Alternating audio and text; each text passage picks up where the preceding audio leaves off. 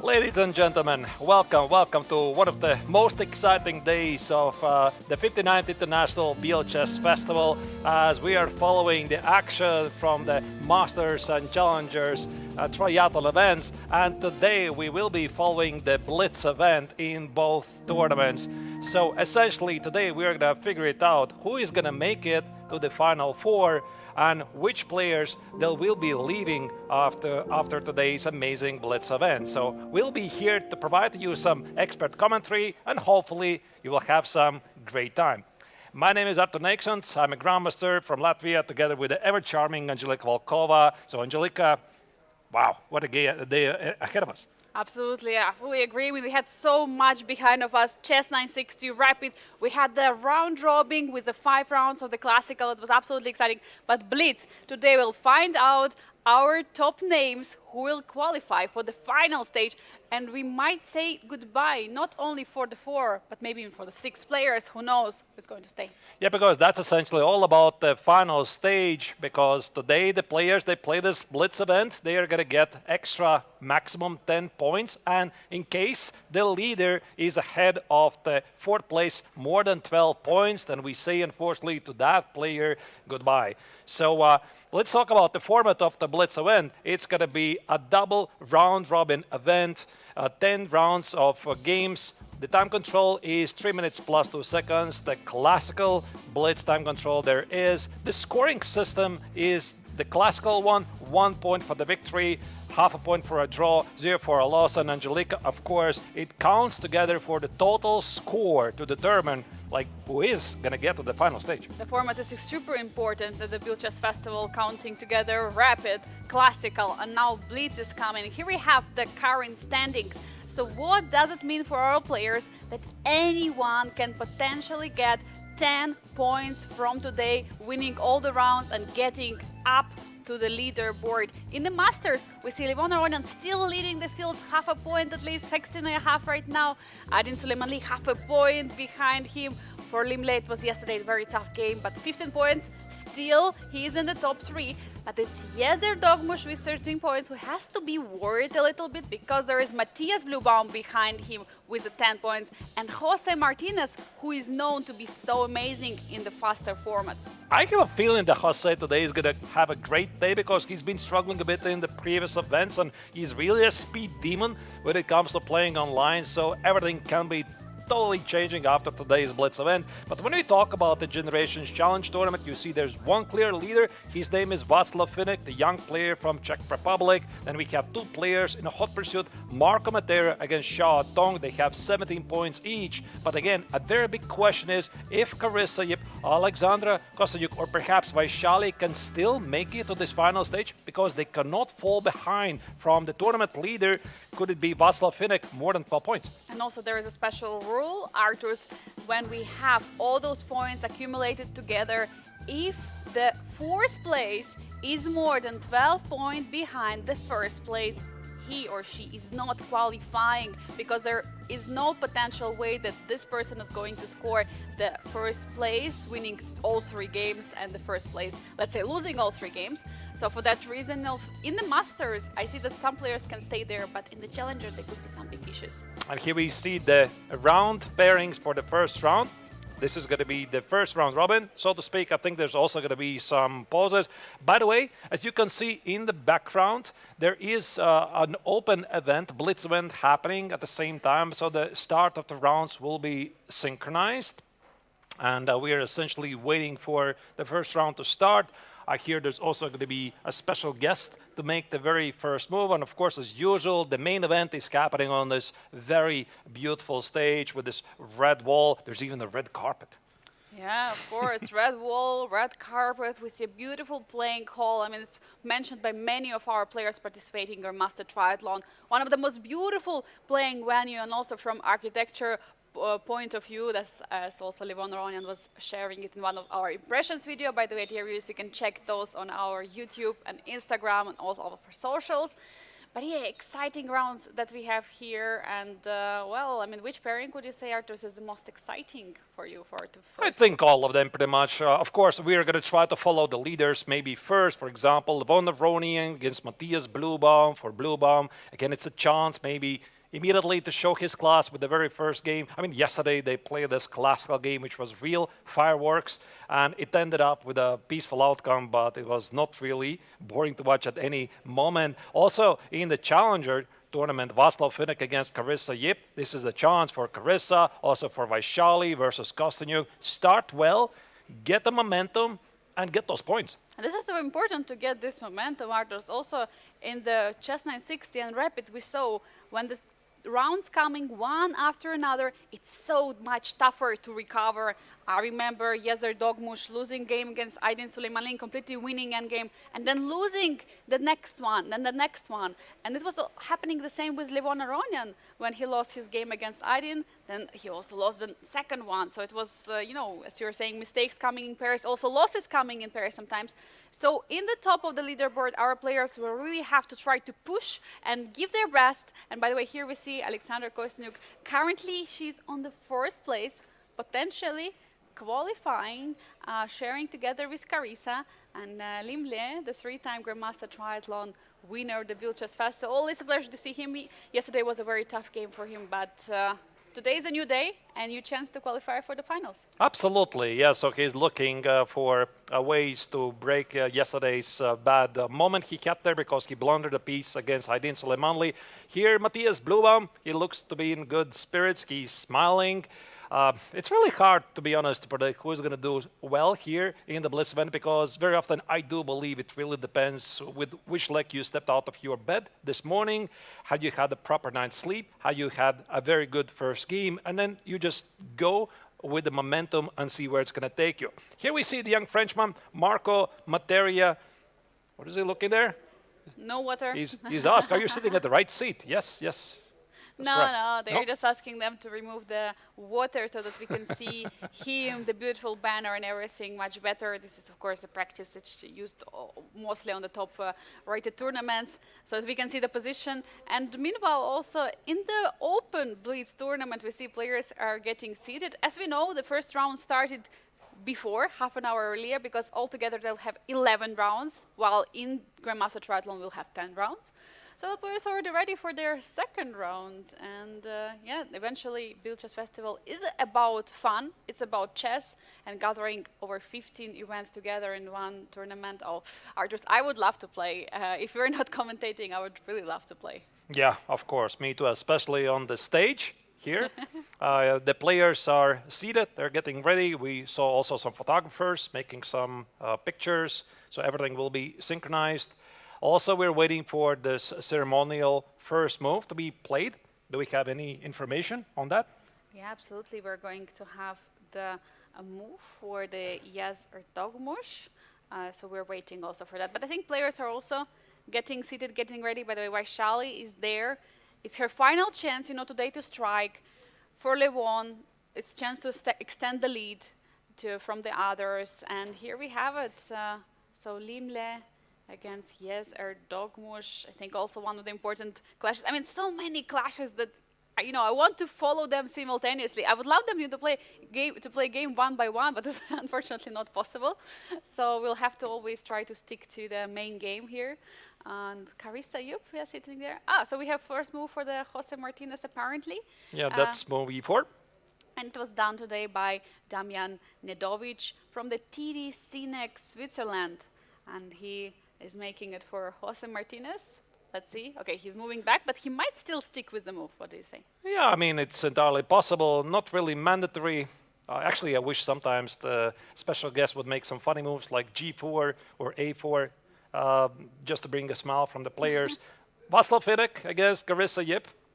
Also, look at this. Some of the players are in the suits, but I also saw, for example, Ardomush sitting there in a T-shirt because I think when you're playing a Blitz game, you need to have a lot of freedom, the way you move, and it's about start. Absolutely. Well, and you know, Arthur's chess is essentially a sport. So as we know, in the many, you know, different sports, there are people wearing some sport clothes, T-shirts, and so on, getting comfortable. And especially in the Blitz, you need more time. And the games are starting officially. Here we go, ladies and gentlemen. We're following the game of Matthias Bluebaum against Levon Ronian. D4, D5, C4, C6. Immediately going for some really sharp stuff. And look at the speed they're playing it out. They really know this stuff. Oh, they're playing it all out. They have been preparing. And we see that the pawn was captured and e5 is pushed. Oh, the moves are happening so fast. So what we can shortly say, it's a Slav defense in the position. Black is having extra pawn, and white is getting more space in the center. Yeah, they're playing very quickly here. Also, white just played b3, black immediately play bishop a6, not protecting the pawn on c4. Also, knight e7 here. So I don't think, again, we are going to have many opportunities to draw a lot of arrows, explain everything in detail. We'll just focus on what we have at present here. Here in this game, Aronian versus Bluebaum, I think white is going to recapture the pawn on c4. This is precisely what happened. There is some pressure against the pawn on c6, as you can see here, but at least according to an engine, the position is still balanced. I'm not really sure if in a blitz game it matters, but so far, the players are playing high-class chess. You have also to watch out for some c5 breaks, which will happen in the position. By the way, immediately played by Levon, so apparently it's working, probably due to the some chances of bringing the rook out and pinning the pawn. So let's see how Matthias is going to react in this position. Makes sense to accept it. D takes on c5 is on the board. A pawn is a pawn. After all, you could always protect it, even by something like c6. Levon pauses for a moment. That's a bit surprising because I would have thought that he already had this side. What's he going to continue? Is it going to be something like queen c7, hit a pawn on c5, or go after the pawn on e5, or maybe there's other ideas? No, rook c8. Yeah, there are some ideas, but of course he's just going for the pawn. And as we know, if black is just striking with a c5, trading the pawns, only problem could be this e5 pawn. It looks to me that it's just dividing positions in two halves. In this opening, and maybe some attack on the king side, something what white can watch out for. Yeah, that's what I'm thinking about. It's a great call, like c6. Okay, I think that here Matthias says pretty much goodbye to the pawn on c6. I don't think he can hold it, but like you said, Angelika, I'm thinking that if white could somehow teleport the queen to g4, it's a very common square for these positions when you have the pawn on e5. Eyeball for the pawn on h6, go for some attack, because one thing I have definitely noticed in blitz games is that it really matters if you have an attack. Yeah, it does make a lot of sense to start attack, and your opponent will not have so much time, try to figure it out. Knight b8 now attacking the pawn. Of course, black has to spend some time to take the pawn, and this is a time which Matthias now can try to use to produce some attacking opportunities. Knight d4. I was actually thinking more like knight g3, but okay, he is going to try to protect his pawn. My idea was to remove the other knight, put it here, play queen g4, and go for this attack. Knight d4 also seems to be reasonable. Like you can play stuff like maybe rook fc1, rook ab1, hold on to the pawn. And here Ronian is thinking, is he really out of the prep here? No, he looks like that he is not, and he's now attacking the queen. But doesn't it just help white to relocate the queen to the king side? The problem is the knight is hanging, so you have to watch out, and you have to also watch out where do you step away with the queen, because you don't want your queen to be pinned. Wow, queen d5. We see Aronian in his element being super active, super creative, finding all these ideas.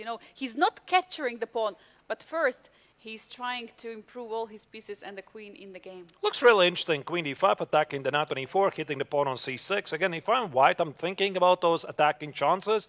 But how do I do it? The knight on e4 is under attack. Can I play rook e1, queen g3? Or do I toss in the knight on d6? But again, I have a feeling that this pawn on e5... Oh, by the way, the pawn on e5 is also under attack, not only the knight on e4. It's a great practical move here by the Armenian player. And if you're trying to defend the pawn, how do you do so? Wow, Whoa, knight f6. Wow. I was looking at this, but I was afraid to call it out because I didn't really believe it might work. But Matthias spent here like 20 seconds and he found it. The point is after g takes on f6, there's going to be bishop takes on h6, queen g3, and white has at least some sort of an attack or maybe at least material balance. He's playing creatively and against one of the most creative chess players in the world. What a challenge from the German grandmaster. Matthias, he sacrifices a knight, and will they see the attack going? By the way, what's the next move? Because now queen e5, taking the pawn, stopping all kind of queen g3. Where do you bring a queen? And what do you do actually here? Do you play... Rook e1, yeah, something. Oh, go. Yeah, Rookie 1 is on the board, and actually I love the body expression of Ronnie. He's like, I'm not impressed. I also fully expected being sacrificed here. So what Matthias is saying here, that he can always take on a fate whenever he wants, but he wants to play something like Rook E3, Rook G3, and go after the Black King. As you can see, the valuation bar favors white. Yeah, and it would be such a huge result for overall standings because Levon is currently leading the tournament. So important for Matthias to strike, but Queen H5 is on the board. He's attacking the bishop, asking some question. Would Matthias just defend the bishop or give some checks? So it's a bit tricky position. Very difficult moment here because you can play Queen G3, Queen G6, trade the queens, take on the fate, take the pawn on E6, or instead you take on the fate immediately and try to go for the attack. Which is the right choice? And he's giving up the bishop. So he is going for the attack. Queen Ooh. H6, brilliant idea. Rook G3, Rook H3. Black gonna take the bishop because he's gonna drop the queen. Absolutely insane. Second brilliant move for Matthias Blaubaum in this game for sacrificing knight. Now sacrificing the bishop because you cannot take it, you will lose the queen. What will Levon do in this position? It's all about the attack, and only 45 seconds for each player. Rook G3 is a massive move. Again, Engine says that black is fine, but it really matters who is the one who is attacking, and his name is Matthias Blaubaum. Yeah, Matthias can do so. You should not mess with him. He is a bit nervous, we can see from his body language. But of course, you would be if you're playing against someone like Levon Aronian. By the way, 26 seconds right now for Levon. He has to make a decision. Knight E5, Rook G3, King H. I think something like Queen D3, Rook H3 makes sense. I have a feeling that the Ronin wants to give away the queen. Exactly that happens. King H6, Rook H3. He's going to try to set up some kind of a fortress. But here it is Blaubaum who has excellent winning chances. Yeah, because he's going to have a very naked king there on the king's side, and you can easily bring your rook to the game. You can just push your pawn and bring the rook over there. You also have a knight in the position. Of course, if we count material, it's rook and 2 pieces against rook, but we just bring the rook. Rook D1, Rook D3, Rook G3. Watch out for this idea. Aronian needs to figure out where to place the king. Probably King G7 and run for his life Or against the F4. attack. Or F4, Rook F3. Also just bringing. Also here, Rook D1 is a move. So here, Blaubaum has at least a draw in his pocket. Well, he's thinking, will he continue the attack or not? And he has half a minute right now on the clock, 30 seconds. He's trying to make up his mind. He has a draw in the pocket. Will he go for it or will he attack? Black can also play Rook G8, and that's what Matthias is trying to calculate. So Rook G8, King G7, King F8. Can he afford to go for more? I think so, but the more time he's spending here, it looks like he might force the draw. Or is he still going to try to play for the win? 10 seconds. He's giving a check. One more check. Only plus 2 seconds per every move. It looks like it's going to be a draw. There's a draw. Wow. Okay. We have another games ongoing. I suggest to go to one game which is still happening in the Generations Challenge. Tong Shao against Alexander Kostyuk. Tong Shao. All right, let's go. Tong Shao against Alexander Kostyuk. Here we go. Here the Chinese Grandmaster has an extra pawn. He's trying to convert. Again, both players are down to the last 20 seconds. Yeah, and there is an extra pawn there for white, trying to convert this one. F4. Kostyuk is in trouble. King G4. It's pretty easy to play for white. Like, you just want to push the rook forward, play A4, A5, A6, A7. And here black needs to be careful not to blunder the knight. Yeah, you have to be really careful here, and we see king is running forward, giving some checks. It's also very interesting because this is essentially a repeat of yesterday's classical game, except here they are switched colors. Yesterday, Tong Shao defeated Kostyuk with a black color in a great game. Yeah, and today it's all going to be all about if Alexander will have managed to defend this position, but no, the rook is coming even more forward. King is trying to target those pawns. Looks like it's winning. H4, H5. I think black's going to drop at least another pawn. The knight on F6 is such a monster, but do not underestimate the knights, because in a time scramble, forks are very commonly blown. Watch out for the knight on C6. Almost a fork. Almost a fork, just a check, stepping away now with the king. Oh, it's going to continue. Knight, one more time check, finding all opportunities of the checks and trying to get at least one of those pawns on the king side. King E4 was the safe move. Knight C6. Black is trying to limit the white rook at A6. Takes a second pawn here. Knight F6. Go back. And now you have a choice. A pawn or H pawn. One of them is going to become a queen. One of them is marching forward. What is it going to be? Rook A8. Now offering ideas later on to push pawn all the way to H8. Yeah, the knight is such a tricky piece here. Knight E7, King G4, Rook G2. Tong Shao should be able to win this. Kostyuk is down to the last seconds, but also only 5 seconds for the Chinese player. Many tricks in the position, but he has to watch out. he will be able to. So king c5 coming forward into the game. 5 seconds you could take on you cannot h6, take. h7. Yeah, that was a small trick. Discovered attack. The pawn on h6 is defended. Ooh, the king on e4 feels to be in danger. Is there no mate? No, there's no mate. And there is no fork. No fork. You It's have to be almost super fork. careful. He's always have to step away in the opposite color of where the rook is standing. When it's on the light, you have to step on the dark squares. I think you can take on d6, rook f6. Yeah, and white should be able to win this. Yeah, this is already technical winning position. White has 2 extra pawns. The pawn on a2 doesn't really matter. And here, I think that Tonsha will be able to convert this to the victory. Yeah, we have one more game ongoing of Limle against Yezer Dogmush, if you want to check it out. Let's go to that game here. I think the Chinese player will win. And by the way, he just won by resignation. We immediately go to game Limle against Yezer Domush. Obstacle of bishops. Oh, yeah, that's the kind of position you can play for a very long time. Oh, extra pawn, opposite color bishop. You want to try and to promote, but how can you do it? Yeah, here black just accurately put the... No, he did not play bishop c5. I would have thought that you want to block white's pawns. Watch out for c5, d6 here. Here, the Vietnamese grandmaster is the one who is asking some questions. Yes, has to be careful. Look at this, and now c5 was a threat, but bishop d4, of course, stopping the threat in the position. And now bishop c5, as you're mentioning, your idea is stopping the pawn coming forward. I think this is the kind of position you can play legally for a very long time, because according to FIDE rules, you can... Oh, wait! No, there was a rook blunder. No, it was the transmission error. Okay. No rook blunders on the board, some checks. King Still some tries. f6, okay, yeah, black activates the king. The king is no longer cut off. Everything is doing really well. King f3, some small tricks. The bishop on f5 is hanging, but so was the black bishop on e3. Yeah, trying to trade those bishops, because if you trade, there could be some opportunity for a victory here with the rook endgame, but no. That does look like he can do it, yeah. And a draw was agreed. And it's a draw. Wow. What a game. What a Very first round. exciting game. Let's check the results of the first round. As you can see, all the games are officially over, and we just saw the game of Limle versus Erdomic finished. As you can see, Aydin Manley continues his winning streaks after yesterday by defeating Jose Martinez with a black card. Limle against Yezer Domush finishing a draw. Matthias Blum against Levon Ronian. We also followed this game, and it was a peaceful outcome. And in Generation Challenge, we have all decisive results. Tongshao extending in the lead, top 3 places, and Alexander Kosniuk has to suffer a loss to him. Vaishali, unfortunately, also losing, and Marco Matera scores a point.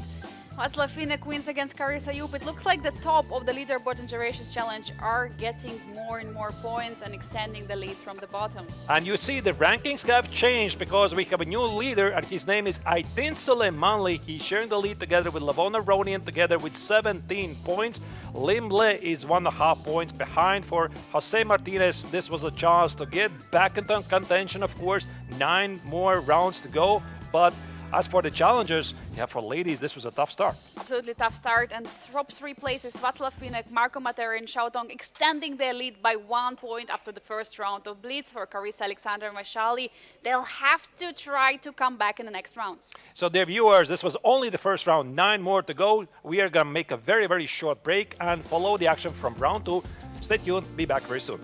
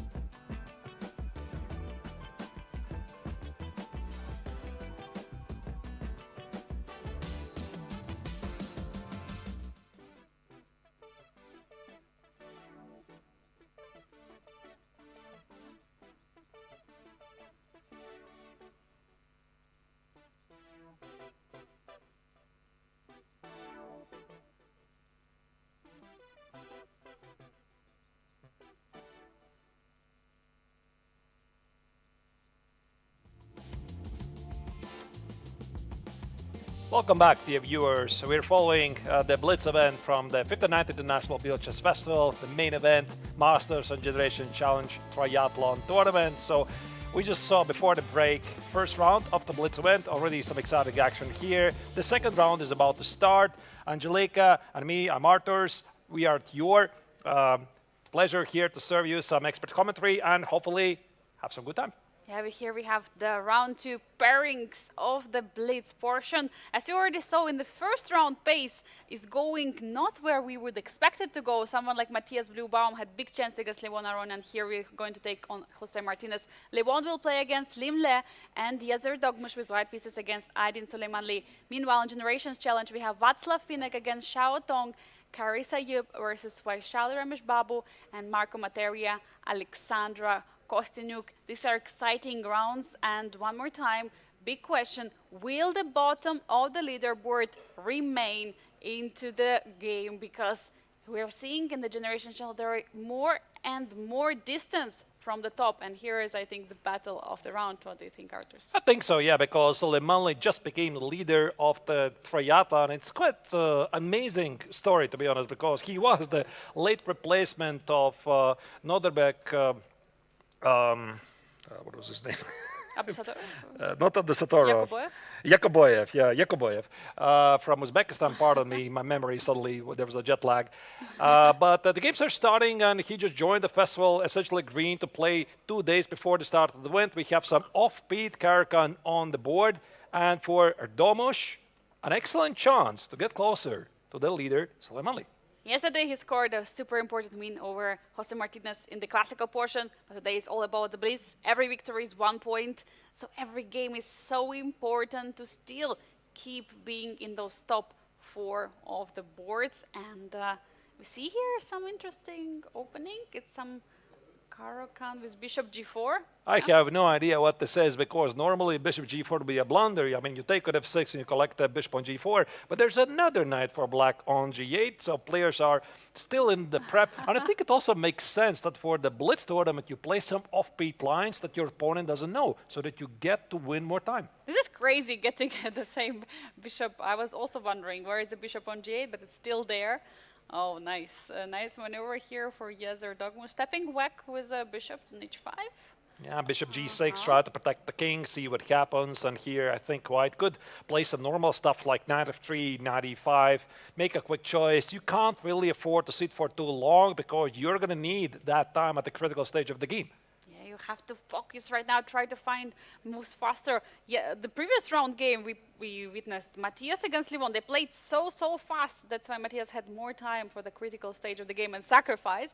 Here we see the opposite, complete opposite. And I have a feeling that Yes mostly is in his element when he's below on the clock on the time. And tick-tock, tick-tock. I mean, the time is going. He still has not made a move. This is a bit unusual for a Blitz game, because apparently he has to make a pretty big choice. Queen H4 was just played, and it is a common idea in the Caro-Kann. The idea is that after Bishop G6, he wants maybe to take on F6 and force black to ruin his pawn structure. A good idea. That's a perfect one. How do you stop it? From the Aydin side, I think that's what he's now watching out for. How do you stop this take and capturing the bishop on G6? Because I mean, yeah, Bishop G6, knight F6, you can't take with a queen. There's going to be Bishop G5. This is what I didn't saw immediately. And after Bishop G6, knight F6, if you take with the knight, Bishop G6, you can't take with the H pawn, because the rook on H8 is pinned. But why do you need to play Bishop G6? Because right now there is no threat in the position due to the knight defending the other knight. You're asking a very valid question. I don't know. Like, I thought that I didn't play Bishop H5 to put it on G6, and right now he is spending a bit of time. This move, Queen H4, is tricky, and it's not so easy to me. That does he play Bishop E7 here? Bishop E7 makes sense, because you're putting an X-ray on the queen on H4 in the position, and you're ready for all kind of jumps. And Bishop E7 is on the board. A knight G3, wow. Okay, that was the big idea. Well, really tricky play here by the young Turkish player. Look at this. Again, Bishop G6, white takes on G6, ruins black's pawn structure. The bishop on H5 is under attack. I mean, how do you defend it? Queen A5 looks just unplayable because of B4. Very difficult moment here for the tournament leader. Super difficult. How are you going to proceed? Queen A5, you have to calculate in B4, Queen D5. Queen D5 immediately. Wait, c4? Watch out for queen g2. I mean, there's a couple of lines you have to calculate. All right, so here Ardomas just goes for the bishop here. Knight h5, knight h5. Now the pawn on g2 is under attack, so is the queen. Queen h3. And the Turkish player simply has the bishop pair. Yeah, the bishop pair is there, and definitely more space advantage here in the position as for Yes. But for Aydin, now he has to try to finish the development and to fix the issue with the knight on h5. I love the move bishop d6 because it means he wants to put the kingside knight to e7. The knight at h5 is getting probably back to f6 and normalize the position. Knight e2 here, Ardomas takes care of the f4 square. Yeah, he is now stepping backwards with the knight. Now, always a big question is where is the knight on g8 going, because the knight from b8 is jumping everywhere. But knight f4, another question to the queen. Where do you step away with it? I don't think you want to take it on f4 because it's going to give white a supreme bishop pair advantage, and it's going to be a very easy position to play. So that's why queen a4, queen f5, of course, is played. Yeah, it's happening on the board right now. Queen c7, yeah, white obviously castle short. Now the knight on f4 is hit. Queen f3 feels to be risky. There might be a move g5. Do you play g3? I think black is thinking about the long castle and push all of the kingside pawns towards the white king. Yeah, you would like to start attack here in the position. You would like to keep it sharp, and also considering the time. Again, time is ticking and no decision is made right now. Yezer Dogmush has to play a move in this position. Is there room for some craziness with knight e6? No, probably not at this level. That's why here white simply defends the knight by playing g3. Seems to be a solid move. A long castle. This is a declaration of war. Black doesn't want to be solid. He simply puts the king on the other side of the board, followed by moves like knight e7, g5, h5, h4. The pawn on g3 is something that black is going to try to use. And immediately Ardomas goes for the attack at the queen side. Yeah, he's saying, I'm going to attack also on a4, and knight e7 still developing the piece, but g5 is in the air. I have a feeling it will come in the next move, but no, he's stopping with a6 first. And I think now g5 is very close. You have to watch out, though, for g5, knight x on e6. The knight on f6 could be under attack, and this is precisely the reason why the tournament leader puts the king on b8 to walk away from some unexpected attacks on e6. Engine marks as a miss, looks a human move to me, and both players are desperately trying to organize some sort of attack against the opponent's king. Both players are getting lower and lower in the clock, so we have the h5 on the board. How are you going to stop the ideas of h4 coming forward? I don't like Ardomas' position, not one bit. Engine says the black is only tiny better, but the one thing we know about the Blitz, it's all about who controls the initiative, and clearly it's black. Black is simply faster. h5, h4, open up the h-file, toss every single piece to the opponent, and the bishop pair that white has. It doesn't matter here. Yeah, it doesn't matter absolutely at all, because position, as you're mentioning, is completely closed. Now, knights are mattering in this position. Jumping with the knight, opening the h-file, doubling on the h-file. This, by the way, what's happening right now? Aydin is getting ready to bring another rook to the h8, and there will be already some big questions to Yes. Yeah, it's really tough here for white. I have a feeling that he could not afford to go for the queenside attack anymore. Knight f4 was a defensive move. Knight e6, not queen d6 because of bishop f4, but knight takes on d6. So black also has to be a bit careful here. Yeah, very careful. You cannot yet go for the rook h1. So he's first stepping away, and now Queen f3, very careful move to play bishop g2. Seems to be that white is slowly getting away from the danger, normalizing the position. So now we are getting a positional fight. Black abandons the direct attack idea. Yes, and now stepping backwards with the rook. And usually I was told if the bishop is on g2, there is no real attack ongoing. Bishop is defending everything. So it's time for Yes to activate the bishop, and he's doing so. Yeah, bishop f4, bishop e5, c4, c5 was a major threat, and that's why Suleimanli had to give up the pawn on e6. He has no attack anymore. And now Yes has an extra pawn in this endgame, which is going to be very important, obviously. And stepping away now with the queen, getting ready to double on the e-file with the rooks. Still super tricky position. Again, for black, it's a bit easier to play, even though he's down a pawn. He's having some sort of an attack here. And that's why Ardomas immediately tries to use this time to open up the queen side. I think he wants to play d5, c takes on d5, maybe queen d4, and try to get to the king. f5, counterattack from black. And now d5, just trying to break that center. And now f4 opening up fully white's position. But I see Vachier-Lagrave goes all the way up, doesn't care about pawn taking on g3. I don't see where's Black's attack, to be honest. Queen takes on G3, the queens are off the board, and this means that White is getting really close to win the game, but only 5 seconds for the young Turkish player. Yeah, 5 seconds, but 2 extra pawns. Will he be able to make so? Rook e7, check. Will he make it? Rook e7 looks reasonable. No, first he plays bishop g2, rook takes on g7, 2 extra pawns. Maybe Black can try to double the rooks on the second rank. Probably it should be very valid point because you have to create some counter-attacking opportunities. And he's trading one of the rooks. Will he trade the knight? Oh, wait, the rook g4. Nice trick here. Black was able to keep the knight on the board. White is technically winning, but the pawn on b2 could be dropping. The pawn might be dropping, and oh, we have the rook on a2, which is very, very passive now for Yes. But he's capturing the final pawn of Black. Now he has 3 pawns. No, now 2. No, 2 pawns because Black recaptured the pawn back on g3, bishop c4. White is going forward, but Black is trying to contain the situation. The king is exactly where it belongs, and if Black is able to give up the knight for those 2 pawns, it's going to be a theoretical draw. Yeah, for sure. You have to watch out for all of it, but also... Oh, he blundered the bishop! Oh my goodness, unbelievable. Oh, He just blundered the no. check on d3. The knights in the Blitz game are always so tricky. Oh my god, you have to always watch out for those. He's trying now to push, and yeah, he's just giving up, trading the rooks. It's going to be a draw, so we're still following more action, so this game is finished. Let's maybe jump to another game. Let's go to Carissa against Vaishali. Let's go. This is a very tough match also for both of them, since both of them are in the bottom of the standings, but Carissa has extra 2 pawns right now. So knight h4 was just played by Black. G takes to h4, leaves the bishop at f4 hanging. I think that White doesn't really have any choice. White has 2 extra pawns. Vaishali suffering here, should be technically winning for the American player. Yeah, and she's defending from the side. Of course, not so easy to have the rook there, but you can see the moves are incoming. Now there is a pawn marching on the f file. Yeah, rook b3 threatened to play rook b4. So we see already quite a few moves being played here. Yeah, stepping away with the rook now. White is advancing. And rook is going all the way back. There are some checks in the position. Both pawns are marching. Yeah, it looks like Carissa will be able to convert this position. f5, f6. What happened? What just happened there? Did she? Somebody lost on time, unfortunately. I do not see. What's happened? I do not have a confirmation what happened there because apparently somebody lost on time. But this game is over. He also lost the moves a bit incoming, so I cannot really confirm at this moment what exactly went down in this game. But I see the king is standing on the dark square, so probably Vaishali won. On time? Really? I think that Vaishali won. She won on time? Carissa flagged. Oh my goodness, Oh with a my winning position. God. And here we also see Alexandra Kosanyuk finishing in her game against Marco Materia.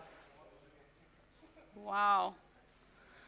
What a round is a draw. that we had. Wow, I couldn't expect Carissa Yip having 2 extra pawns in the position and losing on time, not making decisions. Arthur, what does it mean for round 2?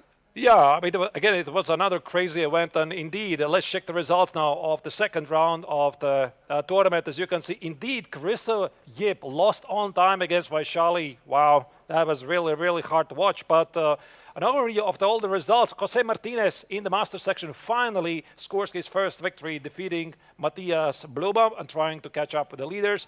Levon Aronian scored a clutch victory over Lim Le, and Adin Suleimanli against Jezef Domush. It was a hard-fought draw. And the Generations Challenge, as you already said, Carissa Yip lost on time to Vaishali. But Slefinik against Xiaotong, they had a peaceful result, and Marka Matera against Alexandra as well is a draw there.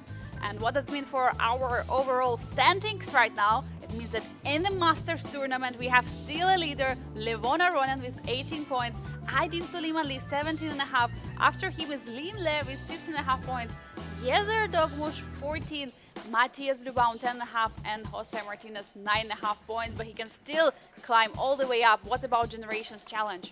There's still one clear leader. Václav Finnick is ahead of everyone else by 3.5 points. Marco Materia, Xiaotong have 8.5 points each. Alexandra Kostanyuk is still within the striking distance, but again, look at this, Angelique, it's 10.5 points essentially from the tournament leader. So this means it's getting really, really close for Alexandra to stay in the contention for the final stage. But dear viewers, this is only the start. This was only the second round out of 10. Hoping you are having a lot of fun following this, as are we, together with Angelika. We're going to make a very, very short break, and we'll be back for round 3 in a couple of minutes. Stay tuned.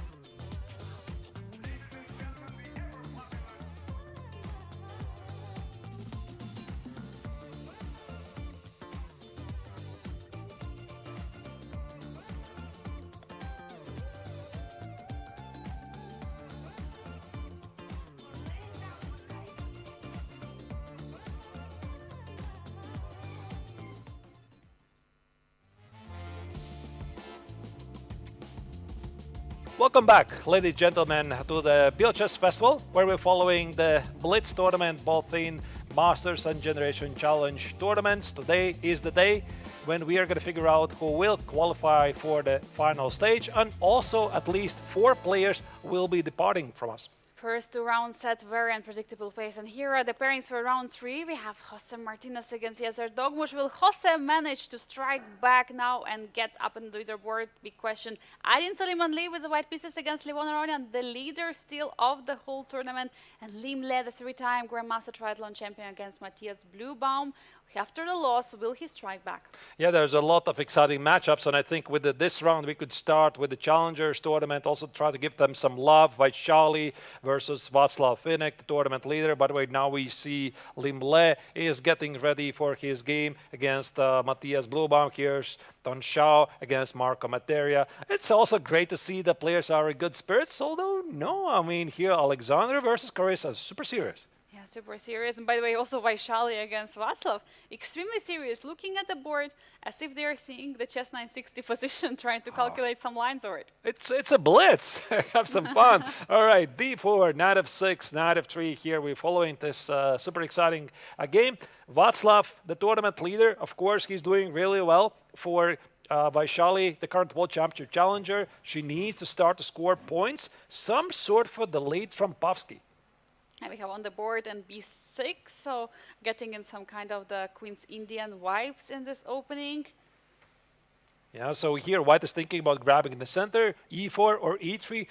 Yeah, what I really love about the Trumpovsky, it is really similar to the London system. I think that here Vaishali wants to play c3 because with the knight on d2, I don't think you really play c4 because then the knight belongs on c3. Either way, both players are trying to get an easy-to-play position, which really matters for the Blitz. And I have already that the engine will have marks this move as a mistake, the castle, but we have rook g1 immediately faced.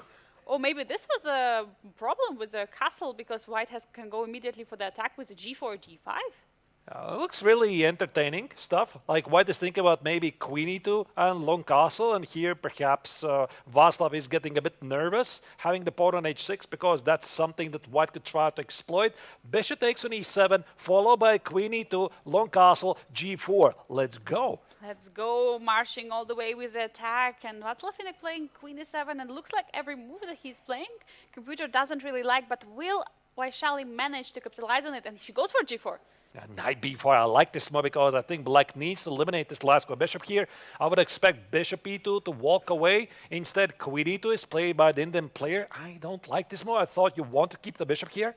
Yeah, but she probably doesn't want to spend too much time stepping away. We don't know what's happening in her head, and also she didn't have such a good rounds, first and second, in the Blitz, and she's not such a fast player as we have seen by the result, and she has to start getting points in the Blitz portion. Yeah, that's the trickiest part, yeah, in chess. I mean, where do you spend the time? Because everybody can play very quickly with just 1 second, but how do you slow down, make this decision? Like, I love this previous game where Domush was playing against Suleimanli. He feels it's a critical moment, slow it down, and then you speed it up. It's not so easy. By the way, here, White is going still for the Kingston attack. G6, a defense move by the Czech player. The idea is after G5, Black will be able to block close the position. But no, Vaishali is going for the h4. Will we see some sacrifices potentially on one of the pawns? But it's not very clear what she wants because like h5 will be met with g5 and g5 will be met by h5. And this is also where the Czech player immediately senses an opportunity. He should organize some sort of a counterplay at the queen set, and there you go, c5's on the board.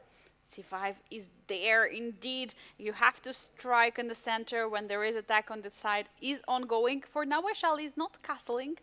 She's keeping the key in the center. Now she's asking knight, will you take my bishop?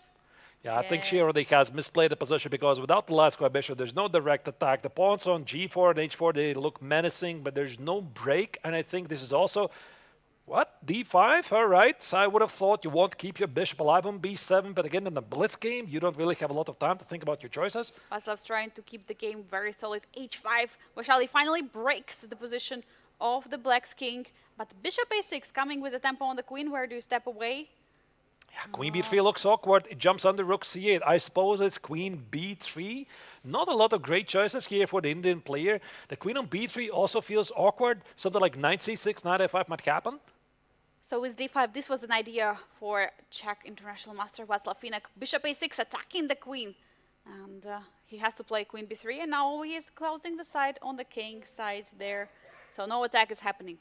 Now the big question here for white, do you castle the long side? Is your king feeling safe there? Because it's not feeling very safe on e1 either. c3 played here by Vaishali. Watch out for this hole on d3. It's a huge weakness. What about bishop d3? Maybe bishop h7. I have a feeling for Vaishali the position is getting really dangerous. It's getting worse and worse with every move. Now also big question, do you castle anywhere? Do you keep the king on e1? What do you do in this position? And if you want to attack, how do you proceed with it? I think you have to castle the long side, but after the long side, bishop d3 is going to be a problem. The king cannot get to a1. So here, white has problems. Long castle played. I think bishop d3 is going to happen. Otherwise, white is going to play king b1, king a1, and be able to have some sort of easier to play position. Yeah, he's reaching for the bishop. I think we're going to have this move being played. Bishop g3, stopping it, and it is on the board. Immediately played, maybe knight e1, knight c2 already. Oh wait, knight e1 drops the exchange on e2. You couldn't do that. Wow, you have to be very careful. Cannot drop an exchange. Not so easy here. I mean, for white, because you want to attack, there's no attack. You want to play knight e1, it's not working. Knight e5 maybe drops the pawn on e5. What do you do? It's so difficult to make a move. You want maybe to play c4, exposes your king? No, knight e5. Knight e5 offering a trade of the knights and attacking the bishop on d3. We see the knights being traded off the board. Now pawn on e5 could be potentially some important pawn, but no, the bishop on d3 is a very strong piece. That is a very committal move here by the Czech players. c4, weakening some dark squares. If his attack is going to fail, white could try to get the knight on d4 and have an easier game. Queen b4, is this an opportunity for white? 15 seconds for white. Position is completely closed right now.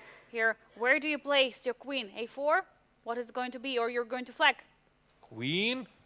What does she play? Queen b4. Offering a trade of the queen. She's going for an endgame.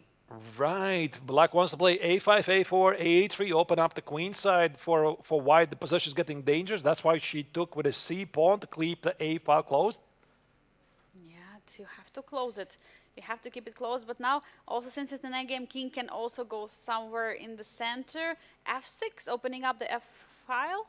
f4. No, this looks really suspicious. I think f takes on e5, f takes on e5. Black is just dominating position here. Really tough moment here for Vaishali. Definitely not rook f2 or rook f4, but rook f2 is played. I think he's going to win this. Yeah, rook f2 is on the board, and you cannot step away with the knight because you'll have always some issues. By the way, c3 is incoming in some moment. You have to watch out for it.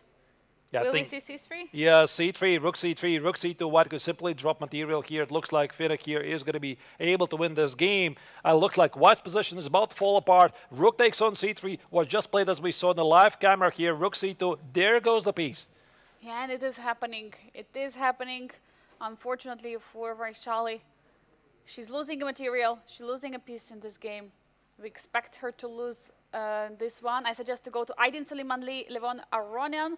This is the game which is happening right now. Let's go. Let's go. And here we see Aronian is having two minor pieces for the rook. The white king is exposed, beautifully positioned out on d4. Could be a big moment for the overall rankings because Suleimanli is one of the leaders and Aronian is the leader. So super important matchup for the overall standings. Nice idea. Knight c2, queen d1 and collecting the material. Oh, extra piece and the pawn here as well, winning the game. We have still some games ongoing. Jose against Yes. So, yeah, for Aronian, that was a clutch victory here. Here we have Martinez, who is trying to stage a comeback against Erdomos. Martinez is struggling right now in the tournament because the tournament, it's not being going well so far for him. But in Blitz, everything can change. It is indeed, because you can get so many extra points. And Jose already scored a victory. So he has big chances now. Queen g4. What is he doing? Putting pressure on the g7 square. Yeah, maybe queen g6, queen f7. It's obstacle of bishops. It's really unpleasant for black. Even though we have those obstacle of bishops, you would think it's a draw.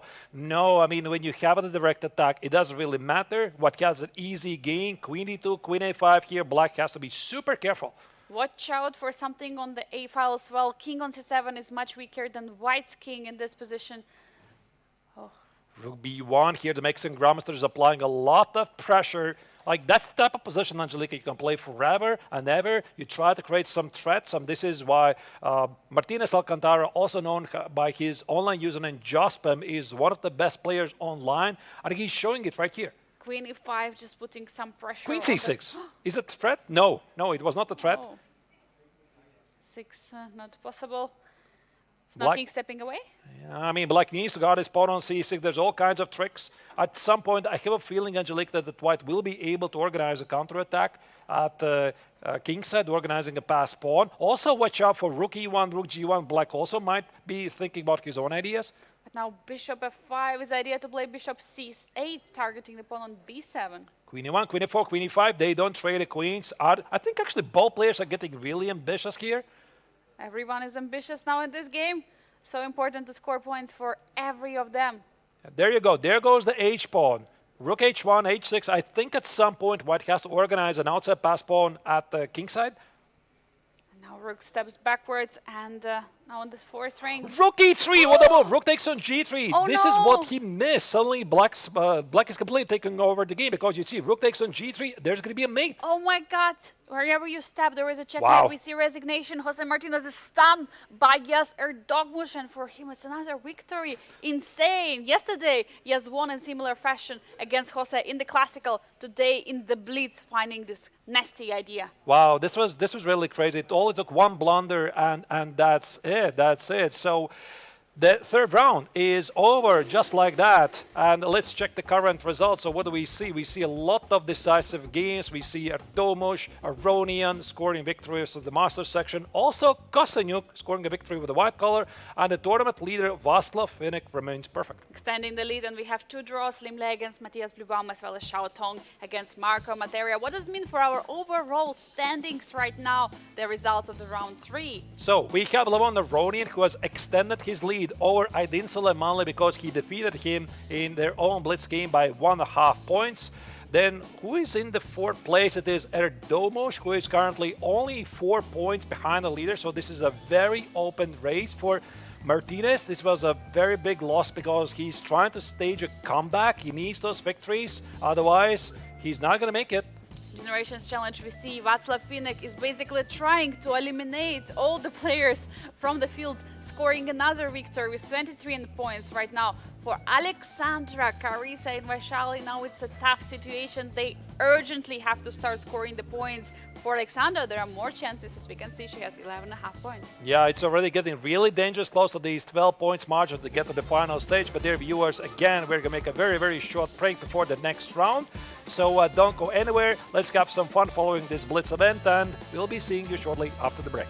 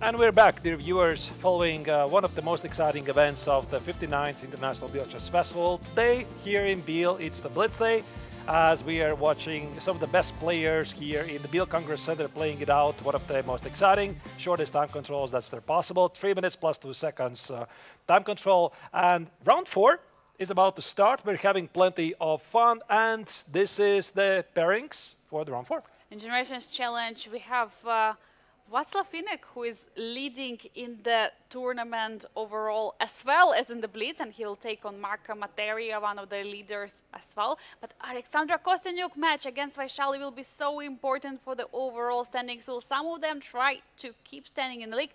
And Carissa Yup, another chance for her to get extra point and try to get to the top of the rankings.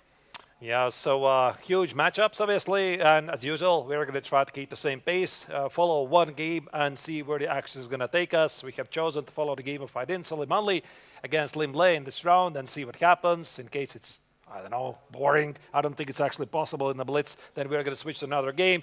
Even though Aydin is yawning a bit there, is he tired? No? I'm not sure that he's tired. Maybe he's trying to think about his opening choice, getting ready. And yeah, if you see Lim Le being very focused, for him it's very important to stay in for the final stage of the Grandmaster Triathlon. Yeah, it's also a tough start for both of them because Aydin has only 50% score in the Blitz, but Lim Le is sitting 1 point out of 3. Aronian has 2.5 points out of 3 in the Blitz event. Domush has 2 points. So these players really need to step up, start to score points, because they also do not want to lose their lead in the rankings, and the game is about to start. Yeah, they don't want to let anyone from the bottom of the rankings try and get a victory and here we have a handshake. First move, D4. Let's go. Everybody loves D4, at least in the Masters. I love D4. You love D4. I love I'm D4. not a master. Yeah, they also love D4. Bishop E7. Lim Le already played this earlier in this tournament, I believe, in a classical section. White has many choices here. Yeah, did, and we have Knight F3, exchange variation on D5. We'll have our beautiful Carlsbad pawn structure in this opening, and Bishop develops to F4. Oh, by the way, these players already met yesterday. Yeah, so Solimanli was able to defeat Lim Le with a beautiful victory with the black color after the Vietnamese Grandmaster made a one-move blunder, after which the Azerbaijani player was able to exploit really beautifully, and he's looking for the revenge. Yeah, and they were having the exchange colors, so Lim Le was playing white and Solimanli will play black. Well, in Blitz, they'll have both colors because it's definitely the double round-robin tournament where each player has a chance to play against another with both colors. Okay, so here White is playing interesting chess. He just played H3, G4, Knight E5. He definitely wants to do something fun at the king side. H4, H5, provoke Black to play H5 so that he can take on G6. And here Black has to be a bit careful. Yes, indeed. And we see Knight takes on G6 happening. Bishop G2. White has a bishop pair, but how important is it in this position because it's not so open? Yeah, I have a feeling for a Blitz game, it doesn't really matter. I mean, it's like an instinct for every good player. You always want to get the bishop pair because it gives you the easier game in the long run. However, in Blitz games, typically different rules apply. You want to have an easier game, hopefully a direct attack against the king. Arthur, I'm sorry, can we go to the game Kostyniuk against Vaishali? Because I think there is some big trouble for Vaishali in the game. And I think her queen looks trapped there. What happened in the opening? Oh dear. Oh dear, oh dear, oh dear. So this is the current position, and just to show you on the live screen, one move before, Bishop D2, Knight E7 was blitzed out by Vaishali, simply blundering the queen. She plays castle here in the board and giving up the queen.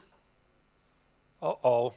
Well, this is not good news for Vaishali, and she's been struggling so far in this tournament, having 1 point out of 3, and obviously it's a very important matchup for both players. Kostyniuk was doing a bit better in the first 3 rounds, having 50% score, but I don't really see this game continue for too long. But Vaishali got those points only because Carissa flagged in completely winning endgame, so definitely it was very important for her to come back, but I don't see it's happening anytime soon. My suggestion is we go back to the game of Aydin Sulemali against Lemble, because I have a feeling that extra queen at this level, it really matters. So let's go back to Aydin Sulemali against Lemble. But once again, we were witnesses that even the best players in the world, like also the World Championship challenger Vaishali, are prone to make mistakes. Yeah, let's go here and see what's happening, because A5 right now trying to attack some kind of a minority attack, which is happening right now on the queen side, typical for the Carlsbad pawn structures. Knight c4. By the way, kings are still in the center, Arthurs. No one is castling. No one wants to castle. No one wants to castle because castling is overrated. I mean, jokes aside here, I think White has some more concrete ideas to exploit the knight on b6. Knight c4 hits the pawn on a5. Do you play a6? Things are escalating really quickly. By the way, watch out for short castle and knight takes on g4. I think this is the reason why black is not castling short, to keep the white king in the center. Yes, you don't want to allow any kind of knight sacrifices. And Aydin is taking quite some time in the position. 1.5 minutes, that's what he has to think how he will proceed with an attack on the king side. And what he will do about the king. Tough decision really here for white. Maybe, yeah, you could have castled really short, maybe queen a2.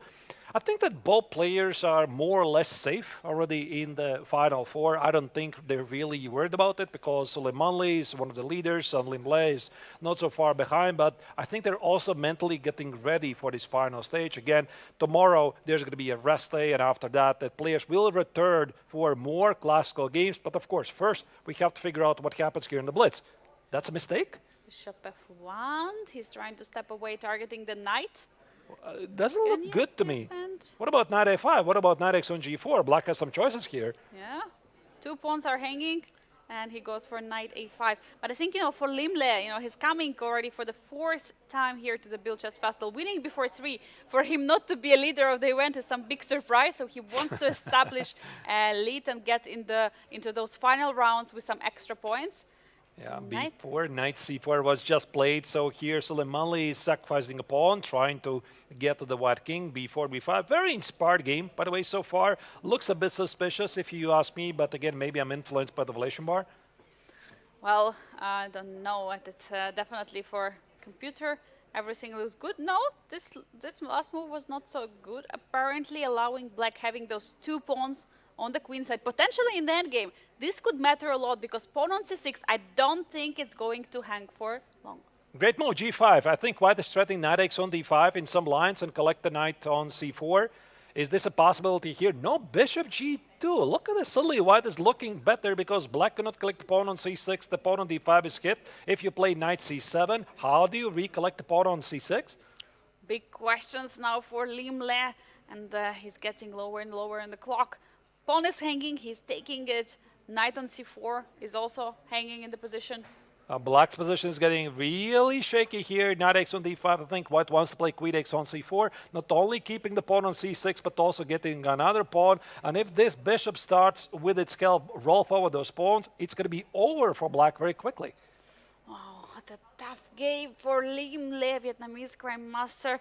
Has to decide here how he's going to respond. Will he take on d5? Will he jump with a knight from b4? But if he has to wear, it's going to be b2. There could be some tricks, like knight b2 hit a queen on a4, also going for knight e3. You want to be as tricky as possible. And at this stage, again, the calculation, the speed, how do you do it, is very, very important. And now 20 seconds now for him. He has to make a decision. He is going for it. Knight b2, queen b3. I didn't fully expect this. Knight x on d5. Which knight do you take? On d5 or b2? The clock is ticking. 30 seconds for white. You got to make a choice. Queen d5, giving up the exchange. Wow. Sacrificing it, but having the strong pawns in the center. What Aydin is saying, he's going to promote one of those pawns. c6, d pawn is also dangerous. You have to watch out. It's got to be a win for white, right? Because I don't think this extra exchange really matters. I mean, look at those monstrous pawns. The bishop is going to retreat. We're talking about d5, e4, e5, d6. How is the 3-time tournament champion Lemble stopping those pawns? The pawns are just rolling, and you cannot really stop it. King is coming for the help and for the rescue, but will he be able to do something? 10 seconds for white. I mean, he knows he's close to having a technical winning position. Bishop G2 opens way for the pawn, so king D3, D5, E4, E5 is incoming. Black also needs to have some counterplay here. Just easy plan, just rushing with the pawns. Black's pawns are way too less advanced on A7. No way that they're going to improve from there. You would laugh really to get those pawns rolling, but no, E5. Yeah, E5, F takes, all of this makes perfect sense. Now I think D5, D6 is literally unstoppable, and I just don't really see what here Black can do. Rook H8, maybe he could try to sacrifice at some point D5. By the way, D5 right now is not possible because it drops the pawn on E5. You can already pre-move your moves, basically just rushing with a pawn, but no, Limle is still trying to create something on the queen side. That was a great move, Rook F1, I love it. King E4, Rook H4, Rook F4. No, instead he plays Rook F4, King E4. That is a bit complicated to me. Here Black is seeking some counterplay at the queen side, and we're down to the last 5 seconds. And pawn is rushing B3, and we see evaluation bar is also falling with that. How do you defend the pawn on C6? And there comes Limle. He's coming here with his counterplay. A5, A4, A3. It's all about who has the easier game. D5, King E5. Suddenly it gets really chaotic here. I think both of the players are playing for the win here. Yes, there are so many moves are incoming, taking the pawns. Pawn D7 is marching. How do you stop it? No way. You can't stop it. I think White is about to promote to his queen, and maybe Black is still alive here. Ah, promoting the queen is already there. White should be winning. But there is a B3 pawn, which could be dangerous potentially. And there's the resignation. So Aydin Suleimanli wins his game. And this also means that we have one more game, Jose Martinez against Levon Avronian, another important matchup of the master section. Yeah, we have here the end game where White has an extra exchange with. But yeah, the pawns are rolling. Yeah, G2, H2. How do you stop them? But also, White is about to advance his B pawn. Look at the speed, because the players are quickly executing those moves. And I think that White cannot save this. They're literally playing on the last seconds. I think he'll lose some time. Yeah, crazy game for Jose Martinez. Levon Avronian extending his lead in the tournament. Look at that. What a Look at game. him. They're completely shocked. You know? Yeah, look at it. At least, that's what I think, what I really love. It's a highly competitive game. And the players are always sharing some smiles after the game. They're not immediately leaving. They're just fans, just like us, except that all the difference is they know the game a bit better. So let's have an overview. What exactly happened in this round 4 of the Blitz event? In the Masters tournament, we have Levon Avronian, as we just saw, scoring important victory, extending his lead. Jezer Dogmush getting a victory against Matthias Baum. For Matthias, it's very tough right now. And Aydin Suleimanli getting a victory against Limle. Limle should be worried at this point. Václav Videk, it seems, finally was stopped, at least to a draw by Marco Materia. We saw also decisive games. Xiaotong scored a victory together with Alexander Kostyuk. This seems like a chance for them to catch up with the leaders. Now let's check what is happening right now in the overall ranking, because we are finally getting some clarity. Avronian is still leading the Masters with a 1.5 point difference ahead of Aydin Suleimanli, but Limle, the 3-time winner of the triathlon, he's falling behind. Indeed, he is. The Generations Challenge, it's all about Václav Videk, and everyone is trying to stop him, but he is completely unstoppable. He probably literally trying to eliminate players like Alexandra Kostyuk, because she's right now having 12.5 points, which is 11 points behind Václav Videk. As we know, to the final stage, you can only get when you have at least 12 points distance. Yeah, and also for Carissa Yip, Vaishali, Matthias Bluebaum, and Jose Martinez, things look really, really difficult at this stage. I think for Bluebaum and Martinez, it's close to impossible, to be honest, at this stage already to recover this huge gap they have against the leaders, because, again, top 4 qualify for the final stage. Maybe for the ladies it's a bit different, but yeah. So far, I think the first 4 rounds, they didn't really disappoint. Didn't disappoint, but I wanted to say in Generations Challenge for Vaishali, I think something mentally went wrong, as in this round we saw her sacrificing, blundering her queen, and very much opening of the game. And for Alexandra, extra chance is still there. Yeah, absolutely. I know how it feels when you blunder a queen in one move, but what to do? You have to look ahead. There's still many games to be fought of. But dear viewers, we are still obviously going to continue the coverage. But before the next round starts, we're going to make a very, very short break for several minutes. So don't go anywhere. I will be seeing you very shortly after this break.